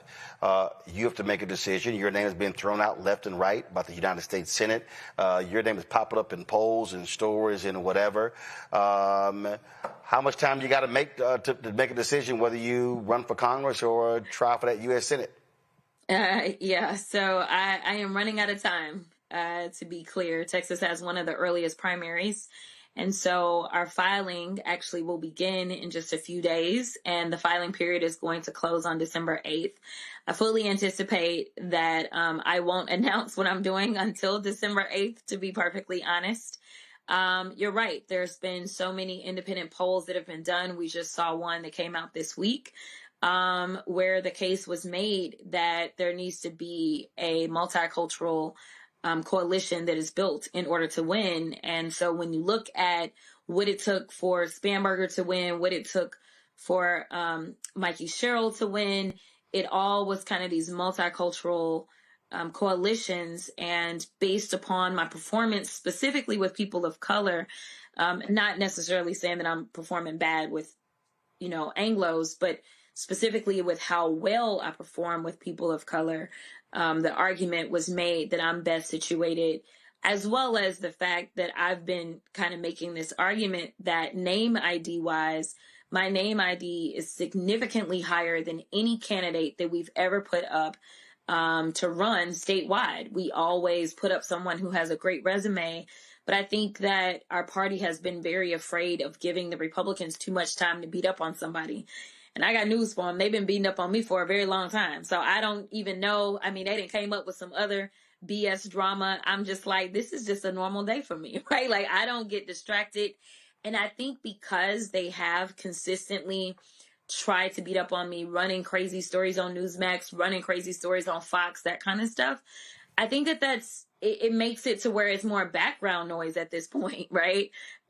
Instead of something that anybody would pay attention to, because it's the same old, same old.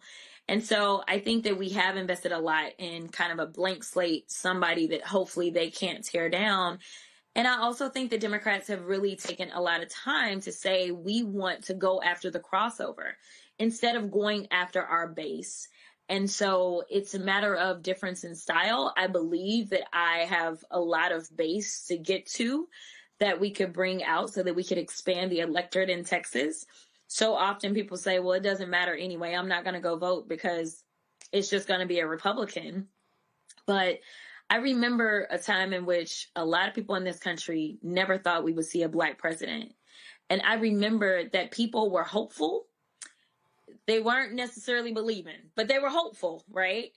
And it is my hope that I can instill that we deserve better in the state of Texas and that we deserve a U.S. senator that is Texas tough, but always is going to put all of Texas first. And so, we'll see. I don't plan to go out here on a dummy mission for sure.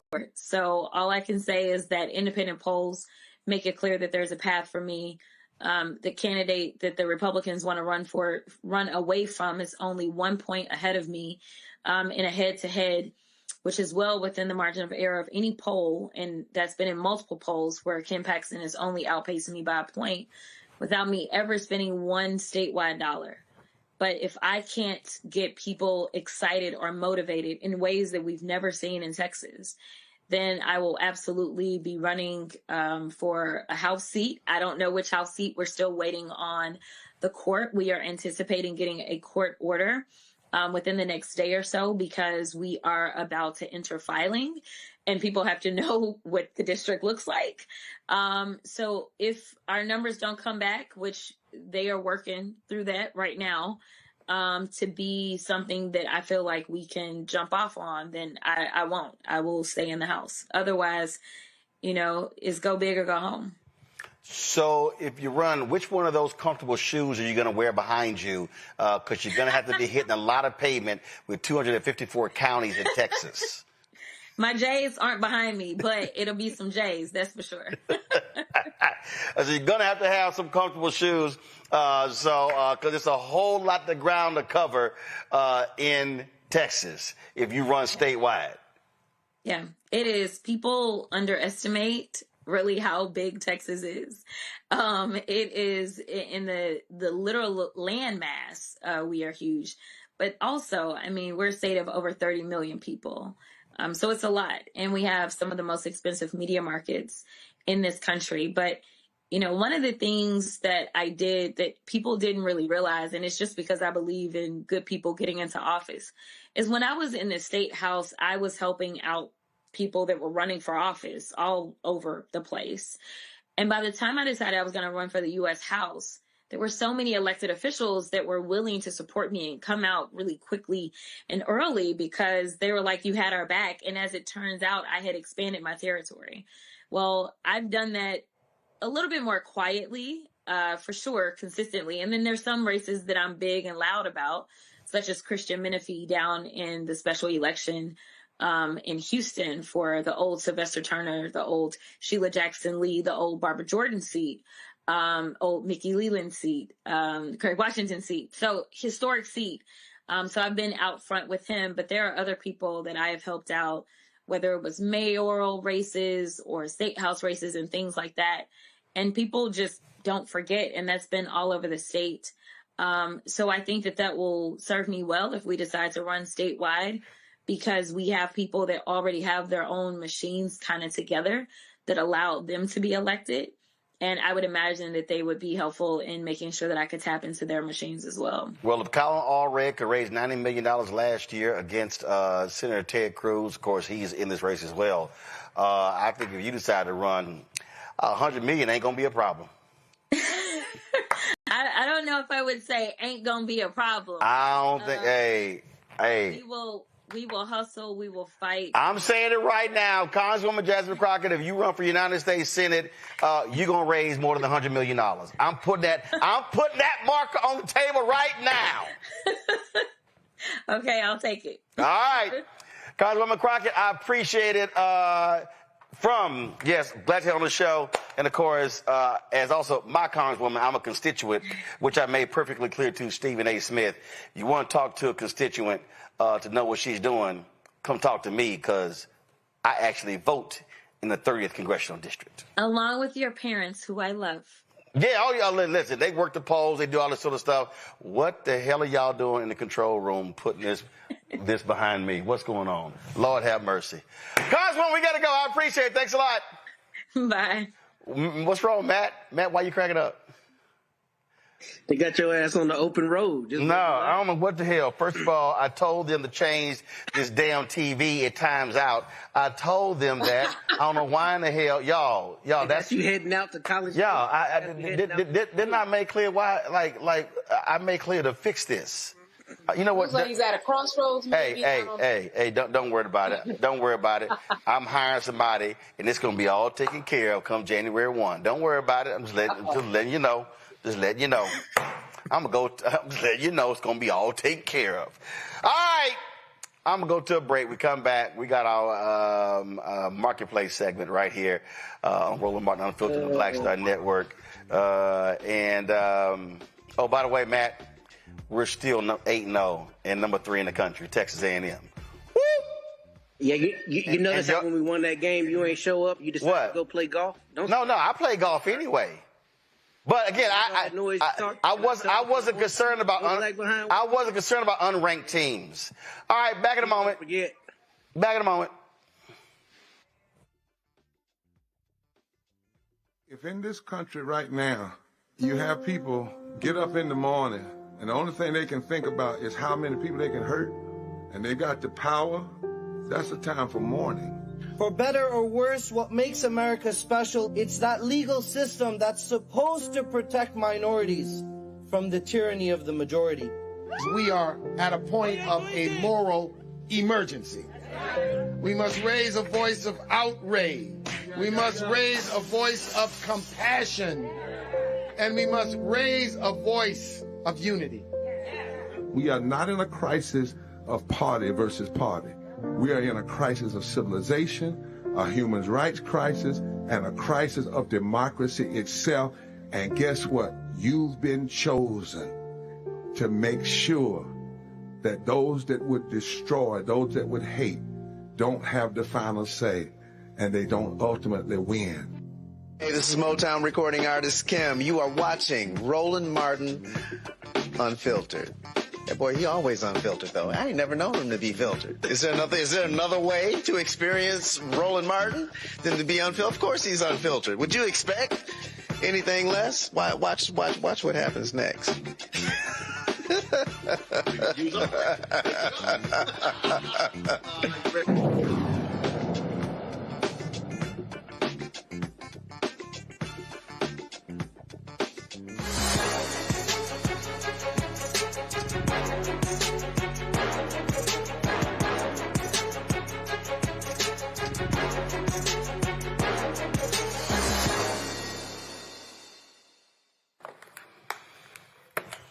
Folks, we're near the holiday season, and we're here to help you find that perfect gift. How about jewelry? Giselle Stella Jewelry, a black woman-owned brand, redefining what everyday luxury looks like. They may just have the piece you need. Candace is like, oh, shit. With more than 20 years in the industry, Giselle Stella Jewelry combines bold style with timeless elegance, creating pieces that empower confidence and celebrate individuality. Allie Davis, founder and CEO of Giselle Stella Jewelry, joins us right now. Glad to have you here. First of all, who the hell is Giselle Stella? That's a very good question. It's actually my daughter's name. I was like, what's a good, rich sounding name? You know what? I did that already. My daughter. I'm sitting there lying. I'm like, your name Allie? I'm like, who is Giselle? When did you start this? I started this in 2023. I've been doing this for a little while now. I've been doing this for about 20 years, but Giselle Stella started in 2023. So when we say you've been doing it, what does that mean? I've been in the jewelry industry for almost 25 years. I'm a graduate gemologist by trade. So jewelry is all I do. You said a graduate gemologist? Graduate gemologist from the Gemological Institute of America. The Gemological Institute of America. Where is that? That is based out of New York and out of Carlsbad, California. Okay, We're the people that grade diamonds. Okay, all right, cool. All right, so in 20 years, and so then you decided to say, I'm going to do my own line. Yes. Okay. That's actually exactly what happened. Okay. I was in the corporate space for a long time, and I've dealt with high-end pieces to costume pieces, and I kept noticing that there was a gap, especially for women of color, to be able to find luxury at an affordable price. And I figured that I would probably be one of the best people to fill that gap, so that's where Giselle Stella came from. All right, then. So this right here, the box you sent us, what is this? Is this costume? That is the shipping box. Okay, so it's costume jewelry, or what is it? It's called demi-fine. So it's not quite costume jewelry, meaning that it won't turn green and it's hypoallergenic. Well, that's a good-ass thing, not turning green.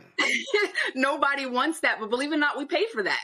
So Giselle Stella does not offer that kind of jewelry. We call it demi-fine because we're using 18 karat gold bonded to stainless steel. So that gives you a hypoallergenic quality as well as gives you the craftsmanship of 18 karat gold. And to all, I see somebody in the chat, they say, Roland, we are boycotting the holidays, but we will always support black business owners. Okay, we're boycotting those people. We ain't boycotting black businesses. So, okay, so let's go through here. So, all right, so we got these, okay, let me take them out. So, and again, I know, I'm telling y'all right now, y'all need to give, Candace is like, ooh, what are you about to open? What are you about to open? Candace, there's some goodies here for you, I promise. Huh? I've been online already.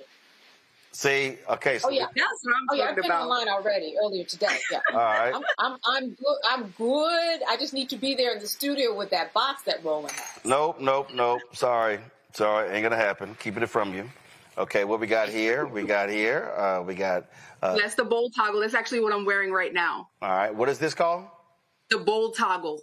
It's a toggle necklace, 18 karat gold and stainless steel. Okay. All right. Cool. Let's see here. What is this here? All right. Let me open this here up.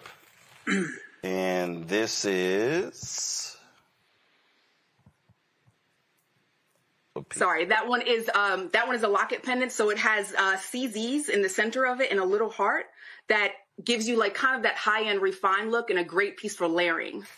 All right then. All right. It looks like, what's this? Some heart earrings. Is that what I got here? Yep. Got these right here. Those are the contour hoops. I actually have these here as well. They are Oh, no, the contour hoops. These are the contour hoops right here. Okay, I apologize. So that's these here. I have them in silver. You have them in gold. Yep. But they're our number one selling hoops. No, these are the heart shaped, heart pearled. The pearl. Yes, those are a hot summertime vibe as well as a fall look. Okay. All right then. So let's see here.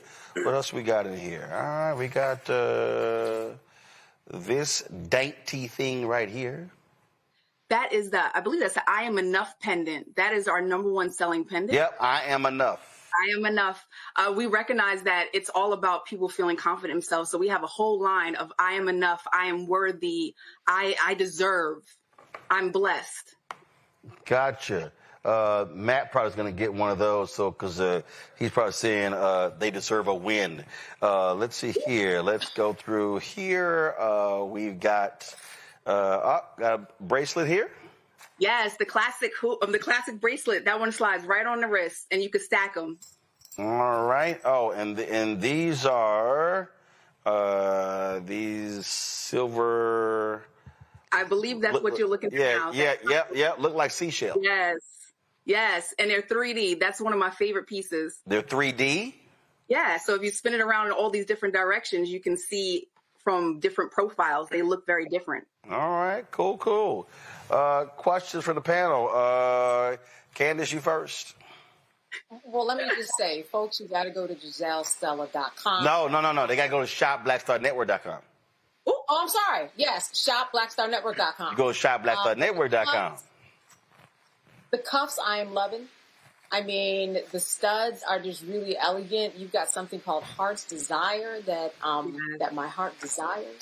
I just want to say that it's beautiful, and just learning about your history and what you bring to the table. It is clear when you go to the website through Roland's network that you have good taste. So I just want to make sure women know before, they just say, oh, that sounds nice.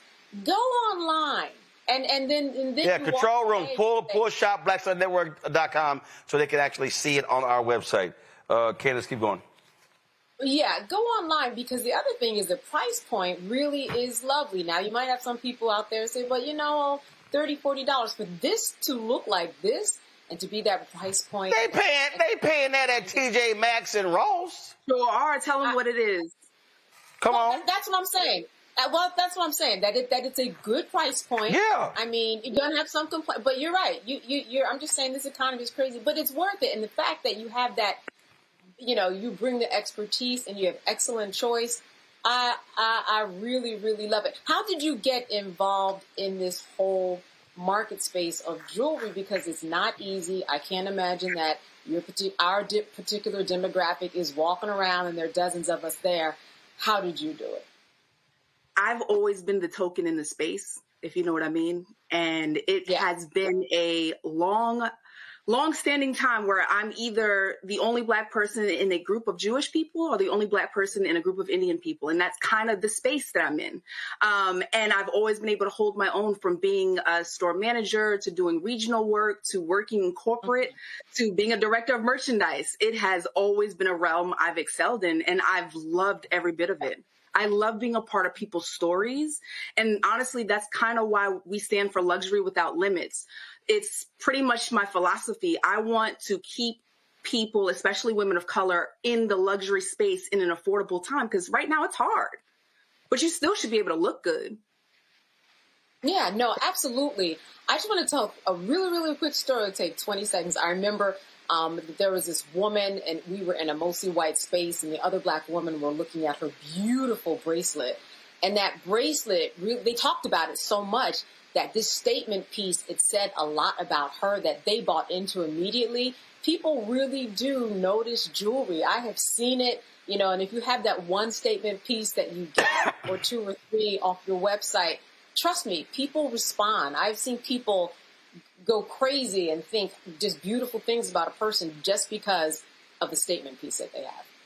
Absolutely. And you know how we are. It's like, ooh, girl, earrings. Ooh, girl, necklace. Right. So those statement pieces definitely capture the eye. And if there's no reason we can't own a few nice pieces, if not more. So why can't we make it affordable, and why can't we make it something that it can be to the masses and still look good and still be quality? Exactly. Beautiful. Michael? All right.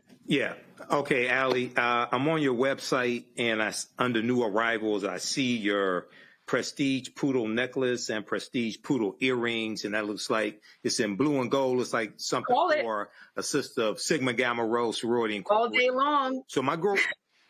So my girlfriend's an AKA. Do you have anything in pink and green? I do not. Okay. So what she's saying is, what she's saying is, buy the damn gold, alpha gold, buy the silver, you good. AKAs don't only wear pink and green, Michael. That part. But believe it or not, Michael, the reason I have that Prestige Poodle collection was actually a fundraiser. So I'm all about giving community service, giving back to the community. So we did the Prestige Poodle fundraiser for a chapter of Sigma Gamma Rho Sorority Incorporated that was able to pour back into the community. So they actually were able to earn $1,022 actually from that fundraiser. Okay, good. Matt. Without Roland's input. First of all, ain't no segment if I ain't got no input. Let's just be real clear. So, Matt sitting here wearing a shirt with quite a handsome gentleman on it. And so you damn right I'm King Petty. Go ahead with your little question. Wow. Is you finished or is you done, Roland? Here's the question I had. Is what have you found to be the response to partnering with the other entrepreneurs through Shop Red Bag? I thought that was really like a dope partnership. And I'm assuming what's happening is you have a lot of cross-pollination where people are buying from you, then they're buying from a sister who's selling clothing, and then buying, maybe skincare products or whatever else. But what does that partnership look like? What was the genesis of that? And, what is it looking like these days? Sure. So Adrian from Sisters Media reached out to me and was like, hey, I think your brand would look really good on Shop Red Bag. And I was like, thank you. We had a great dialogue and we started there. And from the cross-pollination of like the I Am Enough necklace to match up with, a dope top or a nice blazer has been a really good combo. So I'm seeing really good feedback when it comes to getting pieces that are simplistic and elegant and speaks to that person as an individual. Can I just jump in right quick? Yeah, go ahead. Real quick. I just wanted, because I know you got some, Jones and all that stuff to do with Matt. But quickly, I know that, I just want to make sure that people understood that before when I was making reference to the price, I was trying to say it was a good price. Yeah. Overall. Yeah, but first of all, listen, it's okay to say affordable.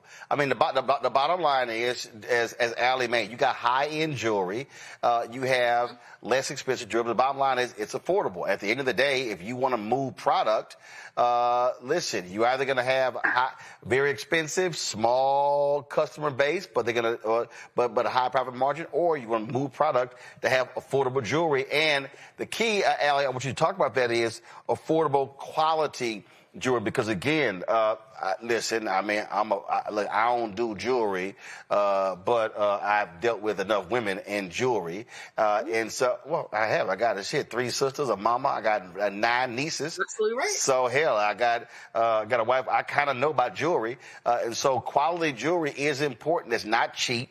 That is well crafted. That good materials that last.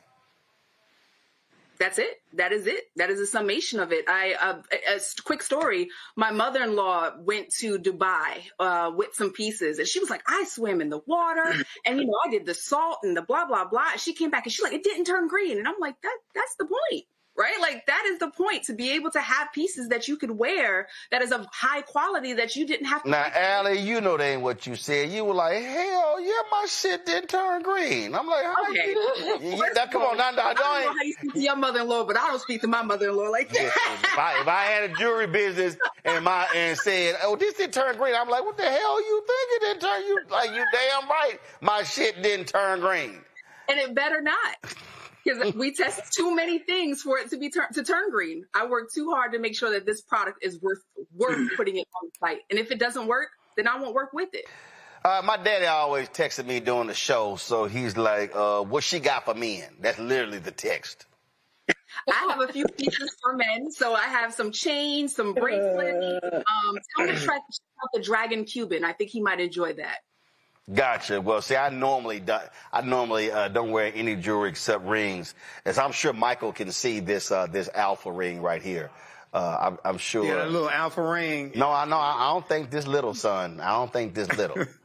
Now, if that was a little sigma up here, that would be a little ring. But matter of fact, you can see this all the way from Detroit without the camera. Right, and more than likely, with my Texas Aggies handle their business, we're gonna probably have rings larger than this. Matt team won't, but it's all good. All right, Allie. So here's the deal. So I'm texting the folks, and so that was a glitch. And so the items from Giselle Stella Jewelry will be on shopblackstarnetwork.com. So there was a slight glitch with the upload, and so I'm texting them right now. So check back on the site in about 10 minutes. You'll see the products on there. Again, it's Giselle Stella Jewelry. Fantastic items. Allie, we appreciate you being on the show. Thanks a lot. Thank you, everybody. Have a blessed rest of your day. Absolutely. That's right. Non-green jewelry. That's right. Appreciate it. Thank you so very much. All right, y'all. That's it for us. Matt, well, why don't you know what? Since Matt, hey, Keenan, why don't we go ahead and do this here? So I'm trying to figure, go ahead. I'm trying to think, what photo do I want to use? You know, so Matt want to sit here and talk about King Petty. So the photo Matt got right now, that photo was when we were the Television Critics Association. We were announcing News One Now. We were announcing launching News One Now. So I'm trying to see, what do I want to go with for King Petty? Let's see here. What photo do I really want to go with? You can go ahead and run me this check for this design. No. Trust it, Matt. I guarantee you, we will not be using that design. That's not a design. Just want to let you know. I mean, that's like I say, that's a nice attempt. But I'm just saying, we probably would use a different little font, something like that. Because like right now, I'm being petty about your King Petty shirt. It's not working though. It ain't working. No, it is working. You can go ahead and close this segment out. It is working. No. Because see, I think so. For the folks who watching, let's see here. Let me see. Do y'all want? You have a whole new stance. The way you're sitting in that chair, you're like leaning. So the folks watching, y'all want to go with that one? Or do y'all want to go with that one?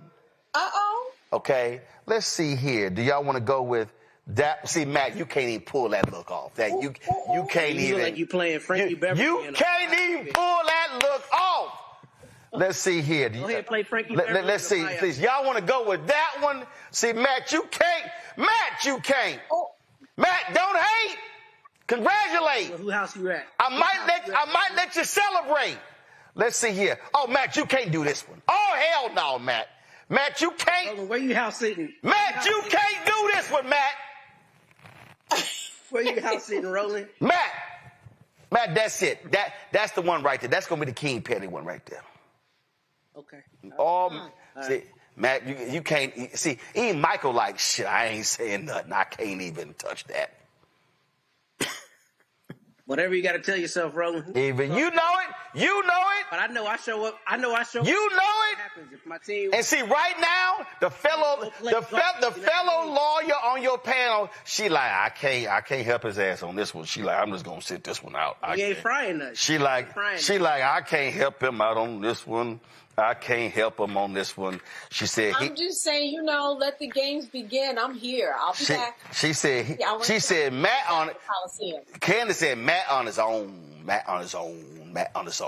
So, there you go. So, that's it for us. Hey, y'all, listen, this weekend, 3:30 p.m. Eastern tomorrow, Texas A&M versus Missouri. Matt, who y'all playing? Some high school team? Who y'all got this weekend? We got a bye week. Good. All right, cool. Fact, when y'all lose this week, I want you to show up in No. That ain't gonna happen. We not losing. Next Friday. We ain't losing. We ain't losing, son. We ain't losing. We not losing, son. We ain't losing. All right. We ain't losing. We ain't losing. Just letting you know, son.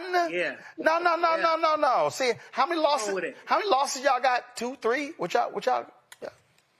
That's ancient history. Let's go forward, my brother. Oh, that's ancient. That L. Wait, hold up. That's ancient history like last month? That's what it is. Okay, all right. There we go. Let's all right. Into the particulars. Okay, all right. Gotcha. Okay. Okay, gotcha. Yeah, whatever you say. Candace, what you got going on this weekend? This weekend. You know what? I have to do a little bit of shopping, which is why I was interested in getting into the network. So hopefully it is up online. Because I did check and I saw the glitch, so I'm waiting for that glitch to be done. All right, so trust me, I'm hitting them right now. I'm like, don't be having me doing a segment and y'all ain't got the stuff straight. And, you know, just say, oh, by the way, Matt, since we already on here. So not only is Texas A&M undefeated, also Jack Yates High School, Houston, Texas, also 9-0, undefeated. See, Matt, it all go together. Jack Yates, Texas A&M, we used to winning. Matt, we used to winning. Now, I don't know about you. I don't know about you, Matt. The best response. I don't know about you. I don't know about you, Matt. I don't know about you. But I'm just saying, so congratulations to Jack Yates. They playing Fur High School tonight. We're going to smack that ass. I mean, I was zoned to Fur. I went to Yates for School of Communications. Fur ain't got no shot. So just want to shout them out. I just know you better show up next week. Hey, son, I'll be good. Son, first of all, let's be real clear. Let's be real clear. I am traveling to Bermuda on Monday. I'll be broadcasting from there. You've got, because the Bermuda Tourism Bureau has invited me there. The premier of Bermuda is an alpha. Sorry, Michael. You should know that. I mean, some things are consistent. So they got a PGA Tour stop. So I'm playing in the pro-am on Tuesday and Wednesday. I'll be, of course, at the tournament Thursday and Friday. My birthday is next Friday. So I'll be live from Bermuda all week next week, enjoying the sun, basking in a great time, doing some interviews there as well. I'm unbothered, Matt. I'm unbothered. How the other half lives, hey, don't it get must stuck be there nice, with this brother. government shutdown. Say it again. Flights. I don't know what. Oh wait, I don't know if you're talking to me. Or No. You said, yeah. Listen, I ain't worried. Listen. These flights, you might get stuck there. It's not a bad thing, but these flights. Trust me, I get back. It's gonna be enough private jets. I ain't worried about that. I talk to somebody. So I hitch a ride with somebody. I ain't worried. What's wrong, Mac? You not able? What's wrong? People can't put food in their refrigerators. You talking about private jets? No, what I'm saying is, I guarantee you, somebody. Listen, I'm gonna figure out how to get it right. I'm gonna tell you right now. I need to find a photo. It was a massive storm came through D.C. and I got stuck in Miami. It was like Miami. One of them places. It was near West Palm. And I got stuck. I had to give a speech. I got stuck. Man, I couldn't get back. So then my alpha brother, sorry, Michael, Lamel McMorris, his agency represented Cam Newton. So he was flying to Charlotte. For the NFC Championship game. So he said, we were supposed to both go to New York, for Susan Taylor's National Cares Mentoring Gala. So I flew up with him on his plane to the game. Then, while there, he had said, I got to go to Atlanta after the game for a meeting. So I was like, damn. So I run to Michael Strahan. Well, Strahan was flying back to New York on his plane. So hell, I rode with him in his plane. See, Mike, Matt, I'm going to figure it out. All right. I'm going to figure it out, Matt. I'm going to figure it out. All right. So tell us how long it takes you to swim from Bermuda. So Matt, when your bus arrives, then I'll send an Uber for you. I'm moving to New York. It's free, baby. Shout out to Mondani. I'm gonna move to New York with them free buses. You're gonna go from Corpus Christi to New York. Hey, okay. Do what you gotta do. Okay. All right. That's good. Appreciate that. Again, cute shirt. But Matt, I know you ain't never wore a Howard shirt. How did you go to Howard? Like, you ain't never wore a Howard shirt on the show. You've worn Longhorn stuff. You ain't never repped Howard. I got an intern in there from Howard. He finds that insulting, embarrassing. He told me, he said, I'm greatly disappointed in my fellow Bison. He said that, he told me, he said he has the audacity, the unmitigated gall. Okay. This is what Logan said. Logan said, Mason. Go ahead and bring my accuser he said he has the audacity, the unmitigated gall to come on a black show wearing them ugly ass orange colors, and not one flashing his little horns. He said not one time has he repped the bison, the Howard Bison on the show. And I said, show I went to school with. I said, Logan, you brought people on this show. Yeah, no. But you worn. First of all, you brought your ass on here with an orange suit. Yeah, and it was fly too. You ain't never even. You was running from this. Hey, Logan, what's y'all colors? Blue, red, white, and blue. He ain't never wore a red, white, and blue suit. Are you done? I'm just saying. Are you not proud of your alma mater, Matt? Extremely proud. Extremely. What happened? Did what? You had did you have some issues? Like you've never worn a Howard shirt on the show. You see how Negroes do? They say you ain't worn a Howard shirt. What happened to you while you were at Howard? I'm just asking. I'm just saying you ain't never. This segment. You ain't never. Here's the thing, Roland. I'm just saying, Matt. Like for instance, Candace, what college you went to? Run. Candace, what college you went to? Ran. I went to Howard, and I went to Seton Hall Law, and I went to Syracuse. Okay, so here's the deal. She ain't never wore no other school stuff on the show. So I would never ask Candace why you ain't never worn a Howard shirt. Why you ain't never wore Seton Hall. Because she ain't wore some other school. But Matt, you come in here, well, my parents went there, they met there, and I was essentially born on, I was a toddler crawling around on the grounds of Concrete U. Hey, and so it's in my DNA. Right. You've never, ever repped the black college, the Mecca, that gave you your foundation.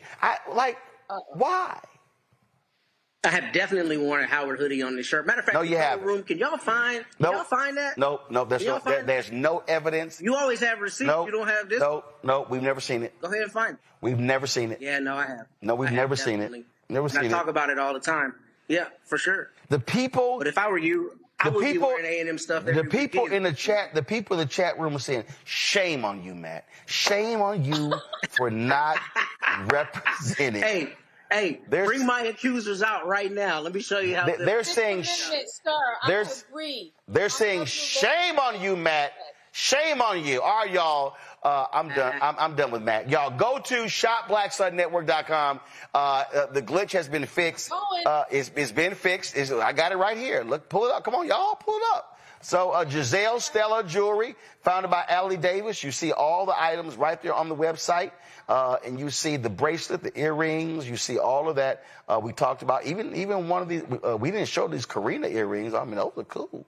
So check those out. So go to shopblackstardnetwork.com. All right, y'all, that's it. So let me thank Candace. Let me thank Michael. And let me thank that Howard hater, Matt. Matt, Matt, you should go meditate. You should go pray, and you should resolve. You should go take a nap. Matt, I'm really under your skin tonight. Matt, you should go resolve whatever issues you have, and next week at least have the decency. Logan is like, please, can the man please at least represent our alma mater at least one time? Matt, I am just the messenger. Talk to me about that hostile work environment. Matt, I am just the messenger. I am just the messenger from poor, frustrated, sullen Logan. All right. I appreciate it. I'll let y'all later. Folks, if y'all want to support Roland Martin Unfiltered, join our Bring the Funk fan club. You want to give me a cash out, use the Stripe QR code you see it right here, bottom left-hand corner. That's also for credit cards. PayPal's R Martin Unfiltered, Venmo RM Unfiltered, Zelle, Roland at RolandSmart.com, Roland at RolandMartinUnfiltered.com. Check some money order, make it payable to Roland Martin Unfiltered, P.O. Box 57196, Washington, D.C. 2037-0196. Download the Black Star Network app, Apple phone, Android phone, Apple TV, Android TV, Roku, Amazon Fire TV, Xbox One, Samsung Smart TV. Also, if you want the website, app.blackstarnetwork.com, app.blackstarnetwork.com. And so please check that out. Also, folks, you want my book, White Fear, How the Browning of America is Making White Folks Lose Their Minds, available at bookstores nationwide. Be sure to check that out as well. If you want to go to, first of all, if you want to get our Roland Martin Unfiltered swag, go to shopblackstarnetwork.com. If you go to the website, you'll see in our marketplace, you're going to see our collection right here. That's right, our shirts. Come on, go to my iPad. Not the right kind of black. That's right, Black on Media Matters. MAGA chose between woke or broke. They chose broke. You got our T-shirts. Hashtag Team Whip That Ass of our Montgomery chair. We got mugs and we got pillows and all kind of different stuff. Hoodies, you name it, we got it. And so go there as well. If you also want to support our black-owned businesses like Giselle Stiller Jewelry, go to shopblackstarnetwork.com. You'll see all the products. Everything you see to my left over here, HBCU shirts, our car solution, relishes and sauces and skincare stuff, man. We got all black crossword puzzles, everything black. Go to shopblackstarnetwork.com, shopblackstarnetwork.com, and check it out. And I told y'all, we were making changes to our web. First of all, yes, get the app, Fanbase. Download the app, Fanbase, and if you want to invest, go to startengine.com/Fanbase. I told y'all if y'all want to, that I was making some changes to blackstarnetwork.com. When you went to the site before, what you would do is you would actually just see access to the app. So we changed that. We work with a black-owned company out of Los Angeles called Quantity. They redid our website. So this is what it looks like. You go to blackstarnetwork. No, my iPad. No, my iPad. This is what it looks like. So when you go to blackstarnetwork.com, you see these are, of course, the segment. But now, a lot of people, necessarily not watching the video, so you take this here. If you want this is the transcript of my conversation, my interview with Democrat leader Hakeem Jeffries. We're going to have columns on here. We're going to have originally written stories on here as well. We have all of this on here. Also, and let's see here, we got our donate button up here. I need to have them fix that because I told them I did one just at the bottom. So we're working on that. It literally just went live. You got all your segments. So actually, some of these titles up here are being taken out, but you have on where you can click shop. You can go right there as well. We need to add some stuff to it. Add my books, those products to the website as well. So literally, so this new version of BlackStarNetwork.com is live. And so we got some new stuff coming down the pipeline. I told y'all making some new hires. We got some new shows. I had a great meeting with an advertiser today that committed to a weekly health show. So we working on that. We still are trying to lock down our business show. We got a new daily news show we're launching. So there's a lot of new stuff that we're getting ready for. 2026 is going to be phenomenal. That's why your support is critically important. So again, support what we do. Join our Bring the Funk fan club. All this stuff, y'all. As a sister I'm talking to, who's going to be a writer for the website. It's another brother I'm talking to about being the editor-in-chief of the website. So there's a lot of things that are happening, y'all. And so your support is critical. So short again, if you want to contribute to our, use Cash App, use the Stripe QR code, credit cards as well. Use that QR code at the bottom left-hand corner. PayPal, R. Martin Unfiltered, Venmo, RM Unfiltered, Zelle, Roland at RolandSMartin.com, Roland at RolandMartinUnfiltered.com. Check some money order, make it payable to Roland Martin Unfiltered, P.O. Box 57196, Washington, D.C. 20037-0196. Shout out the Dillard Blue Devils. I'm rocking y'all's shirt today. That is it for us. We always end the show every Friday showing y'all the names of the 37,000 people who have contributed to our show since we launched. If you contribute to us now, your name gets added and you'll see it next week. I'll see y'all Monday from Bermuda. Holla!